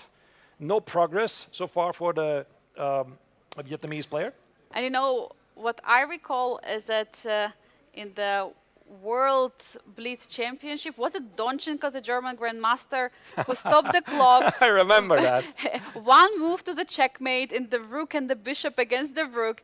He stopped the clock and he counts. He asks the arbiter to count how many moves, and he thinks that 50 moves already. And it was indeed a draw, and Hikaru was completely laughing. Yeah, that was against Hikaru Nakamura. I remember that. So here you see the white king is pushed back to the final rank, and I think Matthias can safely play this until there is a forced checkmate. or he's about to drop a rook, he could even like walk willingly himself into the checkmate and then just call the arbiter for fun, but I don't think it's going to happen. Move 70 is approaching now, so next move is move 70. Now here, in 5 more moves, arbiter may intervene and stop the game. All right. So where do you go? Which direction with the king? Okay, there's no progress. Okay, 4. Come on, Matthias, you can claim a draw already. Yeah, he can claim, but he doesn't want to risk getting extra time for the opponent. Maybe he just likes the same game too much, you know. He just enjoys. He can claim it by example of Donchenko, just move before the checkmate. You know, I once did this. I tried to. Oh, there we go. Finally, they agreed to a draw. Doesn't matter what happened before. So players are smiling. They're sharing some laughs. But of course, every Blitz tournament features pretty much this just classic. It's great to see Matthias smiling, but this round is over. And it's not such a happy tournament for him here. Even though he played a draw, he is eliminated from the rankings. But here results: Jose wins finally, activating mode. Levon scores the victory. Xiaotong and Carissa scores the victory against Alexandra. Very important for Alexandra because now she's in tough spot for the remaining rounds, and Václav Finek extending his lead.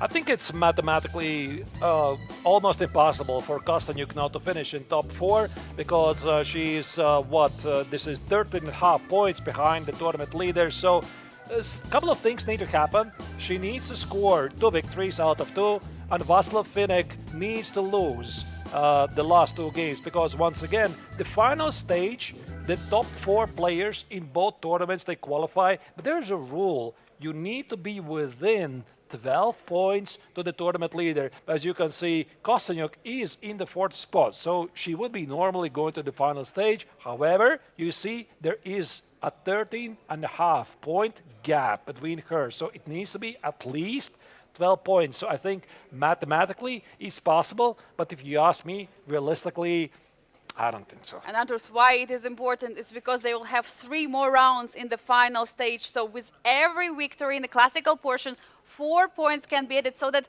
the 4th place could theoretically still win the tournament, winning all the games. And of course, in case the 1st place will lose all the rounds. So maybe it's still going to change. But so of course, we are definitely going to get our answers like within the next 1 hour or so. So let's check the current pairings for the next round, round number 9, the penultimate round. So what are the pairings? What does immediately catches our eye? Kosteniuk is playing against Václav Finek. Okay, look at that. We already know which game we're going to follow.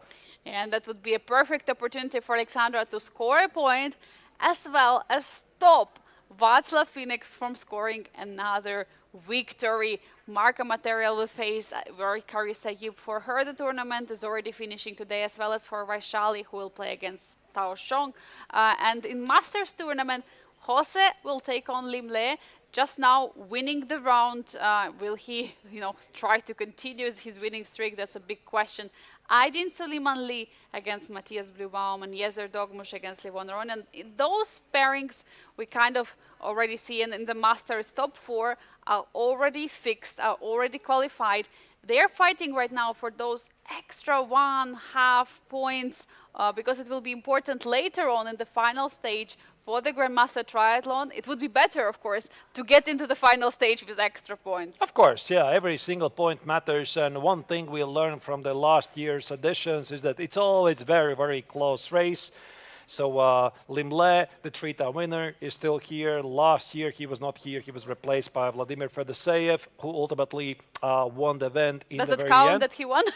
That he was replaced? I mean, it's almost like the victory. And here's once again the format of the triathlon. So it's the classical tournament, which is wrapped up. It's the rapid tournament, which already is finished. Today we're following the Blitz tournament, 10 rounds. Right now, round 9 is about to start. And then top 4 players get to the final 4 stage if you are within the 12 points of the tournament leader. Oh, that's, that's already how much we have. Chess 960 behind us, rapid. The main classical part is already behind us. A super exciting event. And these are final rounds of the Blitz tournament, which will show us who will remain here for the final stage, for the final 3 rounds. And we see, by the way, there are also other players. By the way, I see Savita. She's the Asian Women's Champion. She was passing by, also participating in the Biel's Open tournament and the Blitz today. But it's all about Alexandra and Václav. Will Alexandra score a victory, such an important one, and try to stop Václav from eliminating her to the finals? Yeah, it looks really difficult for Alexandra at this stage, especially since Václav is on a roll. Like, he had 6.5 out of 8 in the Blitz event. Like, he's one of the best players here. But you never know. You always fight until the very end. And one thing we know about the chess queen, she's a big fighter. She's the former world champion. So everything could happen. I think that's also going to be the game we're going to follow. Here we see everybody is getting seated and ready to go. Everyone is ready. We see Tong Xiao against Vaishali. And here we have the first moves incoming. And let's see which openings do we have on the 9th round. Oh, I even see some Scandinavian.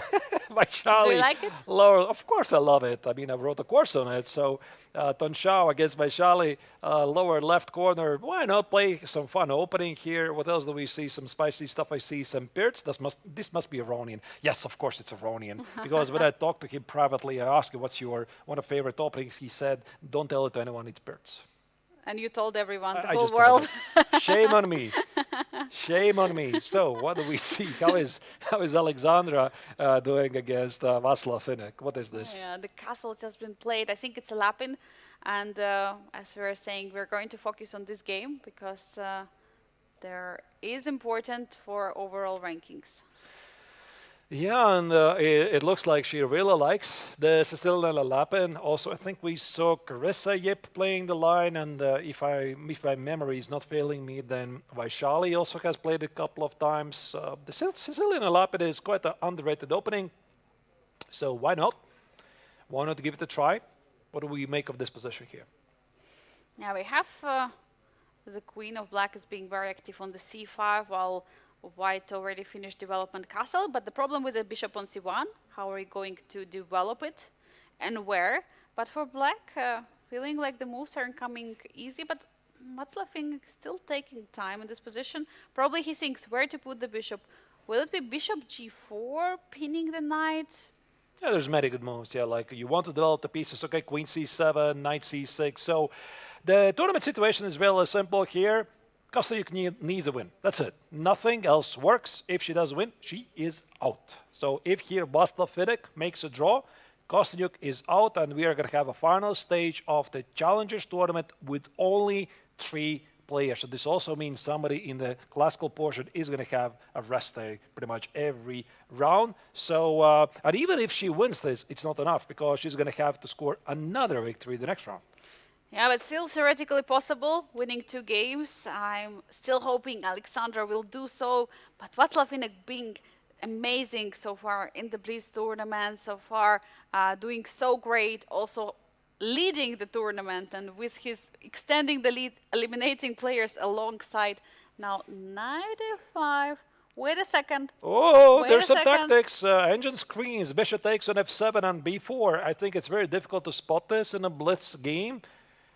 So there's a bit of a more or less forcing sequence.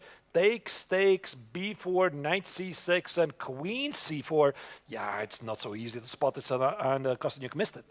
Yeah, it's so tough to get such an opportunity in the Blitz, because you have to understand, either you spend more time on this move, invest more time, and find bishop f7, but then you will get less time in some critical stages of the game. So what Alexander decided is just to be solid in this position, stepping backwards. Now, by the way, b4 at some moment can be played, but knight goes back to c. I mean, the point is that bishop f7 pretty much never works in those positions, and that's why you are taught that 2 minor pieces are always stronger than the rook and the pawn. That's why she missed it. This opportunity is gone. She's repeating it. No, what? Wait, will we have a third move repetition? No, this also confirms that none of the players really see the combination, but it's a bit unusual. I don't think she's going to play a draw. She can't do it. Yeah, for overall standings, she cannot do so. Having right now 13.5 points. For Václav Finek, it's 27 points. And she takes it. She continues playing, taking the knight on c6. I love it. I mean, it's also from Václav some mind games because he's definitely aware of the tournament situation, and he's like, okay, I know you have to play it for the win, and even I don't think he really wants the draw. He repeated the position. Kostyuk just committed to knight takes on c6, and suddenly Black's game looks to be really nice because if he gets to play e5 and f5, if somebody's better, it's only Black. Yeah, and for Václav, as we're saying, the draw would mean he is eliminating Alexandra with having too big of a distance, more than 12 points, 12 and a half. Right now they're having 13 and a half point distance. So she has to win this game and the next one, the final round, she has to win as well to still have a chance to be in contention for the final stage. Let's check maybe very quickly the overview of the other games because this game is having a bit of a slower pace, and let's see, are we seeing some madness happening here in any other tournament? Yeah, I see in the top left corner we have Lim Le sacrificing a bishop on g4 for an attack against Jose Martinez. Is that a game you want to check? Yeah. I want to see what's happening there. Let's go. Why you cannot take the bishop on b4? Let's go. So where's the bishop on b4? Oh, g4. So something bad is about to happen to the white king, and here the Vietnamese grandmaster is going for a beautiful attack. He's down some material. 1, 2, 1, 2, 3. It's exchange, but for many pawns. As remember, yesterday Lim Le suffered a very difficult loss in the classical round. Today he started also not so well in the Blitz. For him it would be very important to score a victory to feel confident in the rankings for the final stage. And it's getting really difficult for white to survive this, even though he's up on exchange. Bishop d7, a quiet move right there. Offering a trade with the bishops, because after you take on d7, knight on c4 is going to hang. There are so many pieces hanging. Rook on e3, knight on a4, bishop on b5, you know, and he decides to step away with a rook, but then suddenly you can take on b5 and queen h3 checkmates, red. Take on b5 and queen h3 checkmate. Almost checkmate. Yeah, it's getting really chaotic, but I think it's also a good idea that we go back to the Alexandra Kostyuk game because it seems that she is having some sort of an advantage. Maybe there's still hope for the former world champion here because once again, check this out, 2 bishops. I really have a big hope for her. I really want her to win this one, to get the point and in final round get one more and stay in the finals. I would really love to follow her final games. Whoa! Rook takes on e6. What a beautiful combination here. Bishop d7, bishop e6 takes it f5, and she found it on second. So here, Alexandra Kostyuk just got an extra pawn and technically winning position. Is it winning, or maybe Black has chances to save it? There are 2 pawn islands for white, so pawns are less. There are less weaknesses, but for black there are more weaknesses, and Rook is ready to enter, but knight f6 stopping that. Now c4, she's highlighting the c5 pawn, and she wants to attack it very soon. That's a really great moment. That's why Black immediately seeks some counterplay at the queen side with a5, a4. You want to trade as many pawns as you can, but a pawn on c5 is thermally a big weakness. How do you defend a pawn on c5? I think that Finnick is going to lose this. Yeah. He is in a big trouble right now. Also, she's up on the clock, 41 seconds against 18 for Václav Finnick, and he has to try to find all the only options. By the way, pawn on f5 is hanging. Can you take it? Yeah, it's a free pawn, and it also comes with a check on top of that. So rook takes to the 5, rook h5. Here, Kostyuk is doing excellent job to stay alive, never write down her chances. So she's a former world champion after all. So Václav Finnick might be going down in this critical match, and who knows, maybe Alexandra is still going to make it. Do you have a before move? And yes, she's playing it using the fact the knight was hanging on a5. What an insane match. Now b5, b6, the pawn might be running there on the queen side. Watch out, Václav. Will he be able to stop it? Simplify the position. This has got to be an easy winning technical position for white, or do you play king f2? Kostyuk knows she's winning. King f2. Also notice this rook on h8 is so unfortunately for the Czech grandmaster position. Knight f5, g4. Easy moves for white. Pawn on e7 is going to fall very soon. King steps away now, g4. No rook e5. I love it how Alexandra doesn't rush with the trade. Now she can push the B pawn, she can push the pawns at the king side. Knight f7. Here black is trying to stay alive. Giving some checks just to ask some questions to black. Where will black keep the king, on the king side or the queen side? Some questions. Rook d1, king f6. The rook is still on h8. White is technically winning. There goes the b pawn. At some point, you have to push it forward. Bishop e3, b6, rook b1, and get the new queen on the board. There is now bishop d4, threat winning the rook on c8, so Václav has to step away with the king. He is doing so. b6. Is she going to do it? She's really, really close. She is offering a trade of the rooks because then position is already completely winning for her in this endgame. Bishop e3, there's the rook trade. Now that's it. That's it. She's going to do this. There goes the g-pawn. g5, h5, bishop takes on h6. Okay, I don't know. I wouldn't want to give up the pawn on b6, but she's got this. There's the resignation. Wow, absolutely incredible. Alexandra getting a must win here in the round 9 of the Blitz portion, but we still have one more game ongoing. Let's move to the Masters. Adin Salimanli against Matthias Blübaum.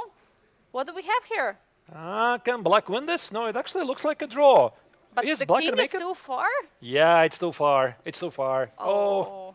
Whatever happened before, it doesn't matter. It's going to be a draw. You can see players are blitzing it out that even the board stopped registering the moves, and it's a stalemate on the board. Lovely. Wow, wow. Almost a mate. Almost a make, but what a round what a 9. round. Absolutely incredible. We see the players' reaction. That's what happens when the Blitz is happening. Everyone is super excited. The players as well. The surprising moves are coming. But what does it mean for the results of the round 9? Yeah, but obviously the big result of the round was Kosteniuk's incredible comeback against Václav Finek, the tournament leader. And why this game is so important, because now she's once again having chances to stay alive. So if you're going to check now the current tournament standings of both Masters and Generation Challengers, as you can see, in the Masters, everything is clear. Aronian, Suleimanli, Lemble, Erdomush, they are in top 4. They're just having a lot of fun right now, having some blitz games. But in the Challengers tournament, Alexandra Kosteniuk is in top 4, but only 12.5 points behind the leader. And this, I think, Angelika, makes things really simple. In the last round, for Alexandra Kosteniuk to make it to top 4 final stage and be part of the classical games after the rest day tomorrow, she needs to win the last round on demand if Václav Finek doesn't win his game. Yeah, that's a tough choice here for Alexandra. How is she going to continue also? She's going to have black pieces in that round. Will be super tough, but I still hope she wins the last game and she gets into the final. Is it going to happen, dear viewers? You have no really choice, but you have to watch it yourself, because is Kosteniuk going to make it to the final 4 stage or be able to win the last round on demand? Or if Václav Finek is going to make it impossible, we're going to find it out very shortly after this break. Stay tuned.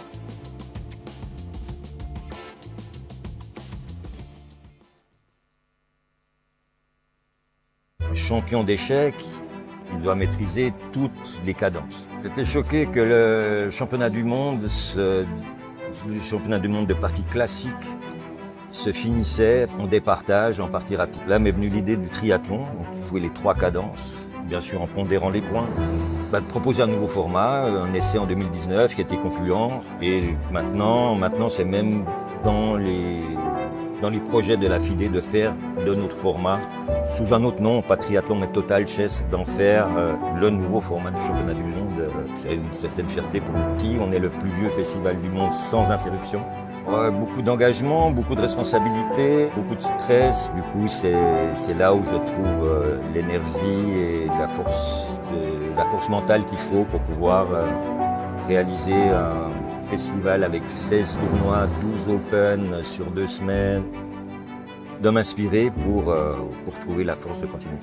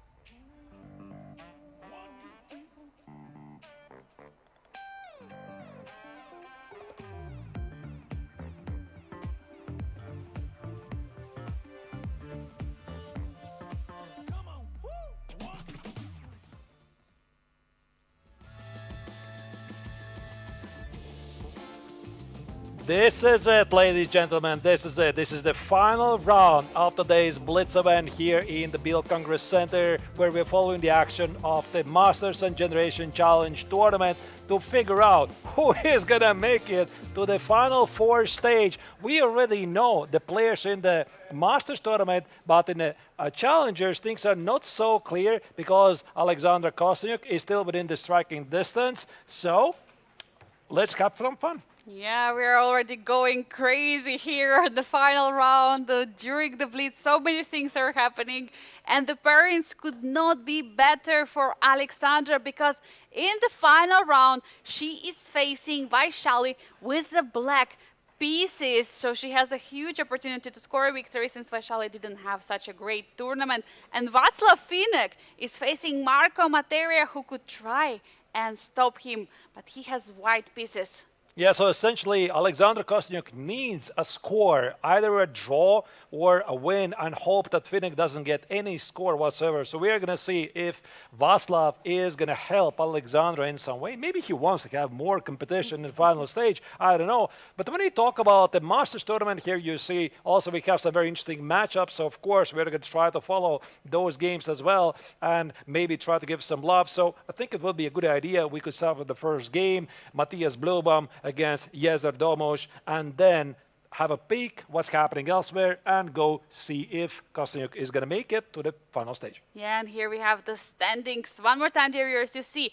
Alexandra Kosteniuk is on the fourth place right now with 14.5 points. So top four are qualifying unless the player on the fourth place is having a big gap, more than 12 points. So it means 12.5 and more. For now, Alexandra Kosteniuk, as we can see, 14.5. She has exactly 12.5 point distance. So, for example, let's say if Václav loses his game and Alexandra gets half a point, she'll have 12 points. Okay, she's in. Yep.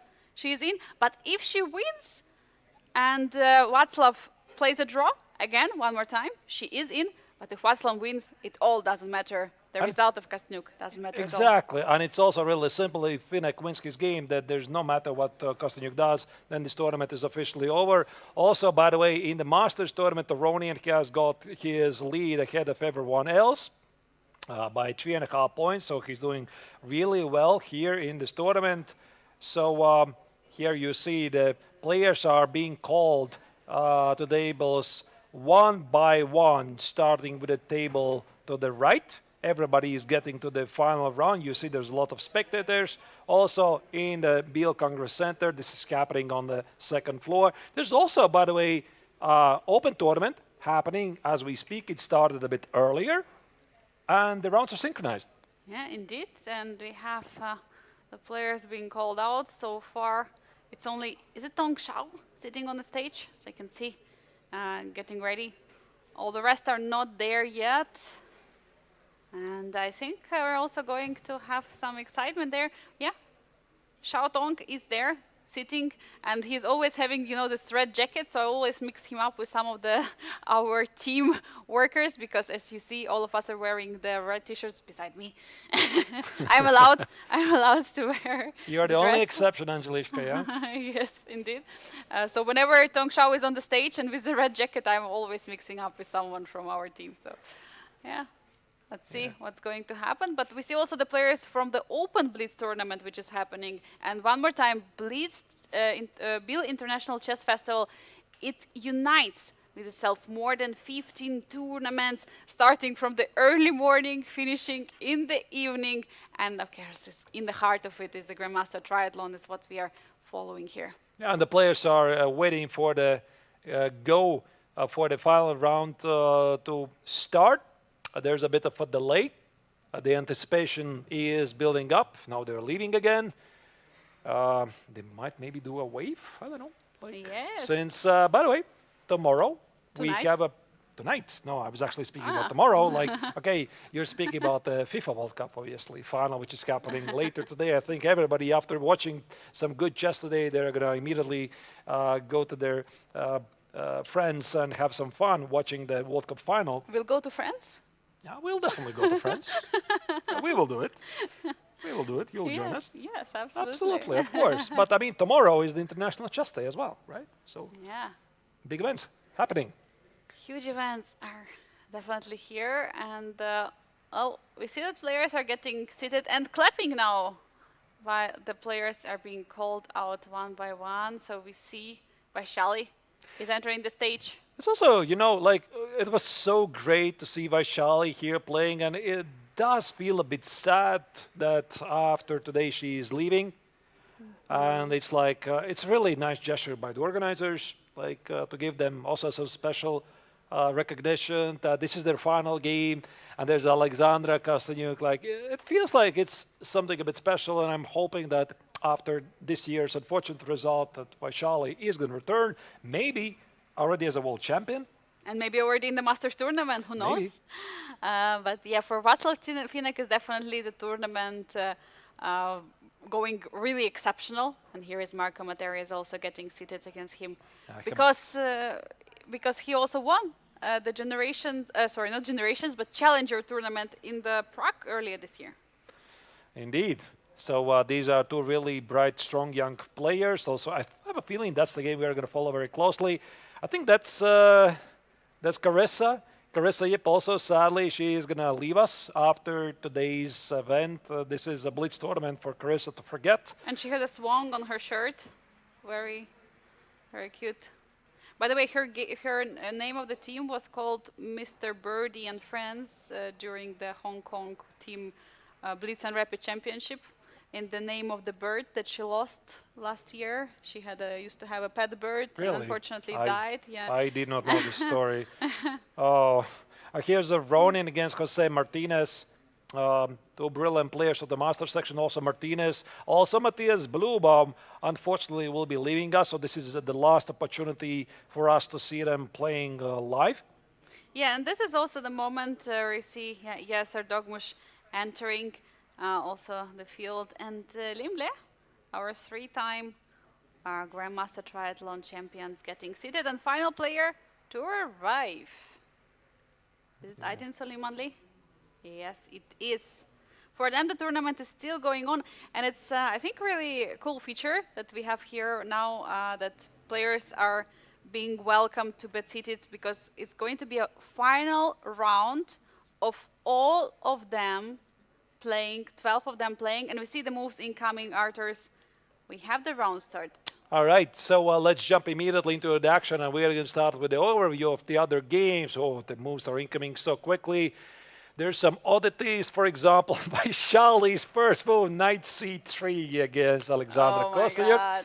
That is fun. Yeah, that looks like fun, and Alexandra is already pushing the pawn forward. What's happening in the Masters? We see there is Cecilia and Rosalima, yeah. Oh. Aronian versus Jose Martinez. Then there's Yezzer Domash versus Matthias Bluebaum. It's Indian. Yeah, exactly. That's what's happening. And then we have Limle versus Aydin Solimanli. It's some Catalan. Yeah, the players are, everybody is really so deep in the prep here. Carissa Yip versus Don Shao. This is again some, I have no idea, some anti-Sicilian early Bishop G5, some Bishop really E3. big fun happening here. Many different openings. Václav Finek against Marco Materia. So we can see F5 is on the board. Stonewall is being played. Yeah. So, all right. So you see, the players are getting slowly out of the opening phase, and let's go now to the game of Matthias Bluebaum against Yezzer Domash. Have a big peek. What's happening there? I think we're going to be jumping between the games quite a bit because we want to see everyone in action here. This is the final round after all. Speaking about both players' performance in the Blitz tournament, for Matthias, it's 2.5 points out of 9 in the Blitz section. Yez is doing a bit better with 5.5 points. He's solidly in top 4. The position is quite a bit fighting. Yeah, very much fighting position. And for Yezzer Dogmush, and he's the youngest 2700 in the history of chess, the tournament has started with a bitter note, but then in the classical he scored super important victories also yesterday. And well, today in the Blitz he was also doing pretty well.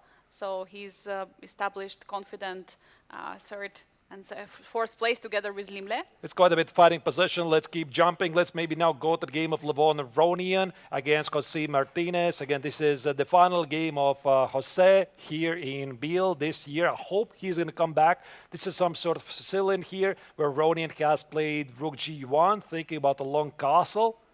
Wow, what a position. And this, yeah, I think definitely he's going to try to push, but I feel like the game is pretty balanced here. Yeah, so we are going to go to the game of Kostanyuk versus Vaishali. I still want to.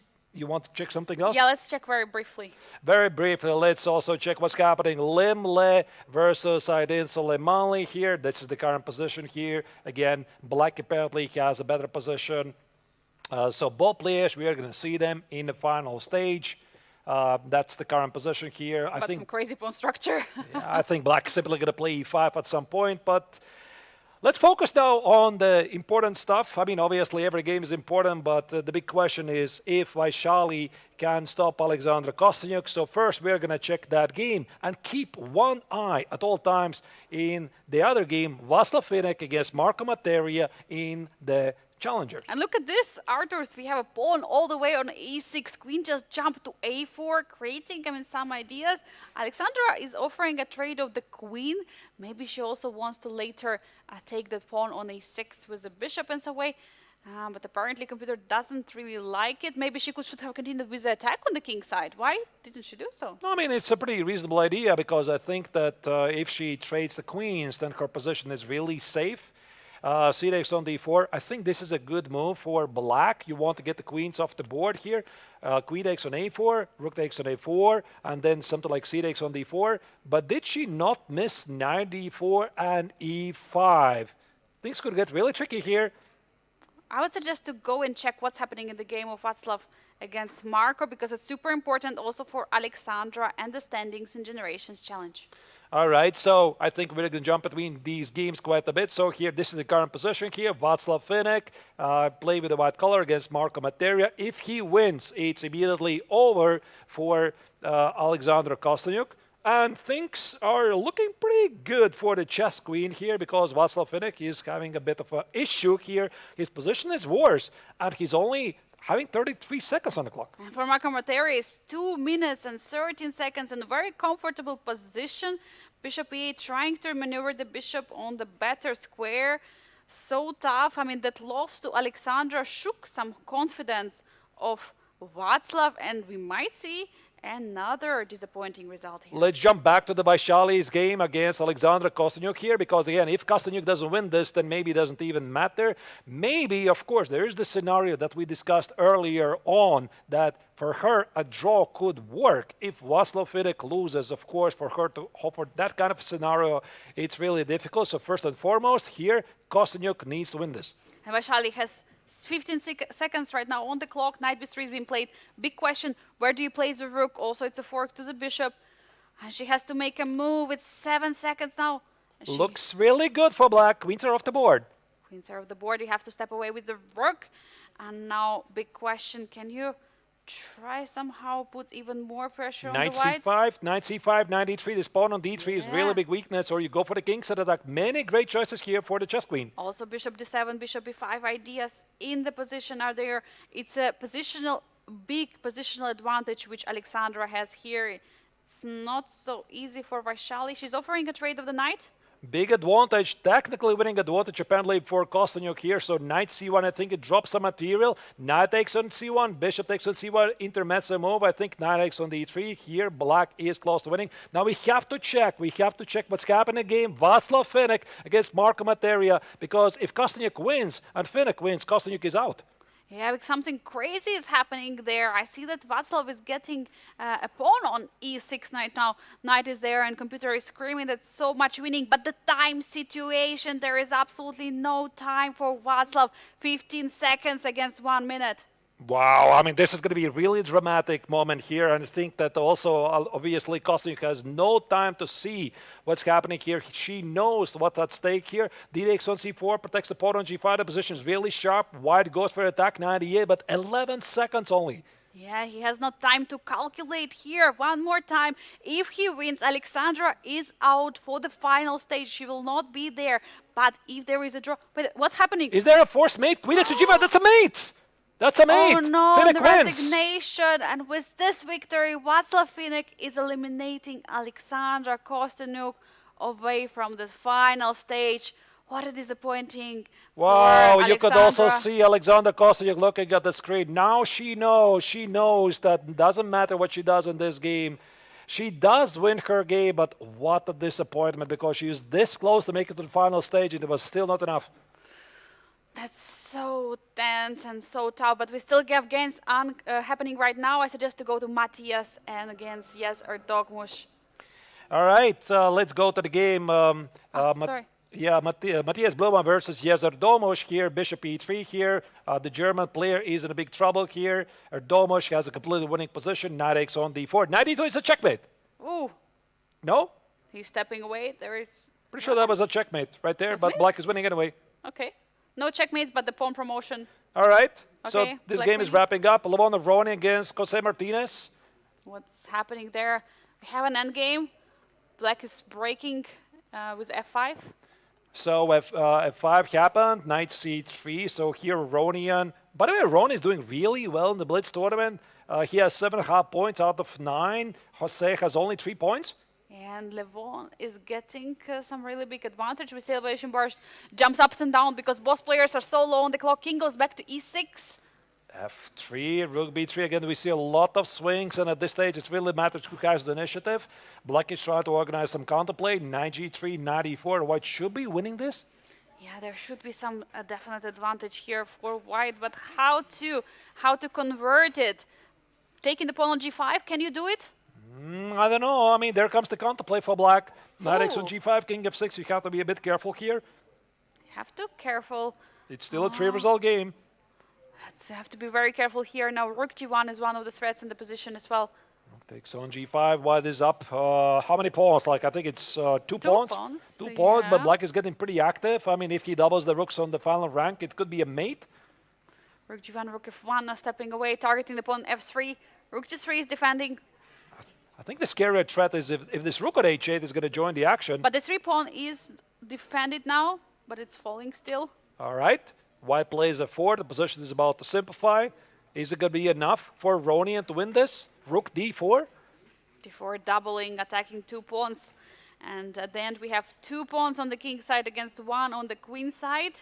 Potentially should be some winning chances. Yeah, the king is cut off, actually. I think here Black should be able somehow to draw this, but of course, when you have plus 2 seconds, it's maybe not enough. Wait, he just dropped the rook! Oh no! Oh my goodness. Oh, What a blunder. my God, what a blunder. We still have one game, which is happening. Limle against Aydin Slimane. Let's go there.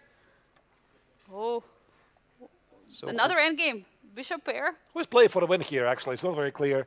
I mean, Not white, so clear. black, I don't know. Both players got their pass pawns to bishop siege. I have a feeling this is going to fizzle out to a draw. The pawns are being eliminated, and we're going to see the naked king very soon here. Yeah. Yeah, and everything trades, and there's a draw. And with this game, ladies and gentlemen, the Blitz tournament in the Masters and Generation Challenge tournament is officially over. Oh, this is absolutely crazy. Crazy day that we've had here, but let's take a look at the results of the final round in the Blitz portion. We see there has been only one draw between Aydin Suleimanli and Limle, and all the rest of the games were decisive. It's Levon Aronian who won his game, also Jezer Dogmush as well as Xiao Tong. But in the Generations Challenge, everything was decided in the last round, where Václav Finnick wins his game. Alexandra wins on D1, but it's not enough. It's not enough. Yeah, it was this close. It was this close because at some point I think that Finnick was in a trouble. I mean, and he was like literally playing on seconds, but it did not happen. So I think we can confirm the players who made it to the final stage. Once again, in the Masters tournament, these are the current rankings after the Triathlon's first stage is over. Levon Aronian, Aydin Suleimanli, Jezer Domoš, and Limle, we're going to see them entering the final stage after tomorrow's rest day. But in Generation Challenge tournament, only 3 players will be making there because Alexandra Kostyuk, despite the fact she finished in the 4th place with 15.5 points, she is behind the leader more than 12 points, and this means that she is unfortunately eliminated. Yeah, we say goodbye to Vaishali, Carissa, Jose, Matthias. It was the last round that they played here.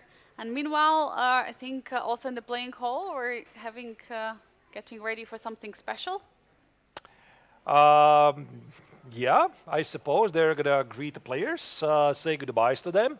Also, I think it will be also for us a great opportunity to at some point say goodbye to them, and hopefully that they could stay here. But now what's going to happen in the event? So the tournament, the triathlon seems to be over, right? Wrong.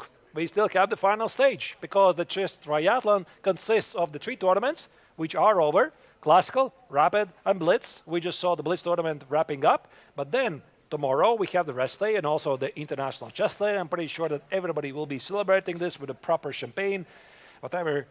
But then the next day, the final stage is happening both in Masters and Challengers. So this means more classical games and a small round-robin tournament.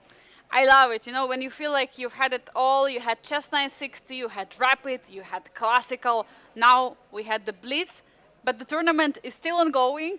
I absolutely love it because, you know, tonight we're also going to have our own small party here since tomorrow the rest day. Yeah, we're going to watch some FIFA World Cup finals. By the way, Artur, who are you rooting for? Spain. It's not a secret, by the way. We have a video about it on our social media, so please follow our Instagram, YouTube. We have so many nice videos, impressions there, also some nice social media content. And yeah, tomorrow we'll have some rest. The players will have some rest, and then they'll be ready to start on Tuesday. Yeah. With a new classical round-robin tournament. Again, more classical. Love classical chess. By the way, Angelica, are you also rooting for Spain? I do. You already said it on the record. Team. Yes. And I think also Bick is rooting for the state. Our amazing producer, who you're not seeing on the screen, who is making these productions possible. The best of the best. The best of the best, really. So it was fun, you know. It's having some fun. So our heads are rolling. We're getting crazy. yeah. That's Bick, our lovely producer right there. So dear viewers, it was an amazing day of Blitz. So maybe before we leave, Angelica, some final words? Absolutely exciting Blitz tournament, which shook up the leaderboard. We have seen some pretty big heartbreaks. Like, I really feel it for Alexandra. You know, I really wanted her to stay in the tournament and being there for the final stage. But chess is chess. Chess can be brutal, and that's what we experienced today. Absolutely. It was really a nail-biting finish. So, dear viewers, I hope you enjoyed it. We definitely did enjoy it. We are going to try to get maybe some of the players join us as special guests if they're going to stay here in Biel. We're going to get back to that. But I'm hoping that you're having a great time, enjoying your summer. We're saying goodbye to you. Happy International Chess Day tomorrow.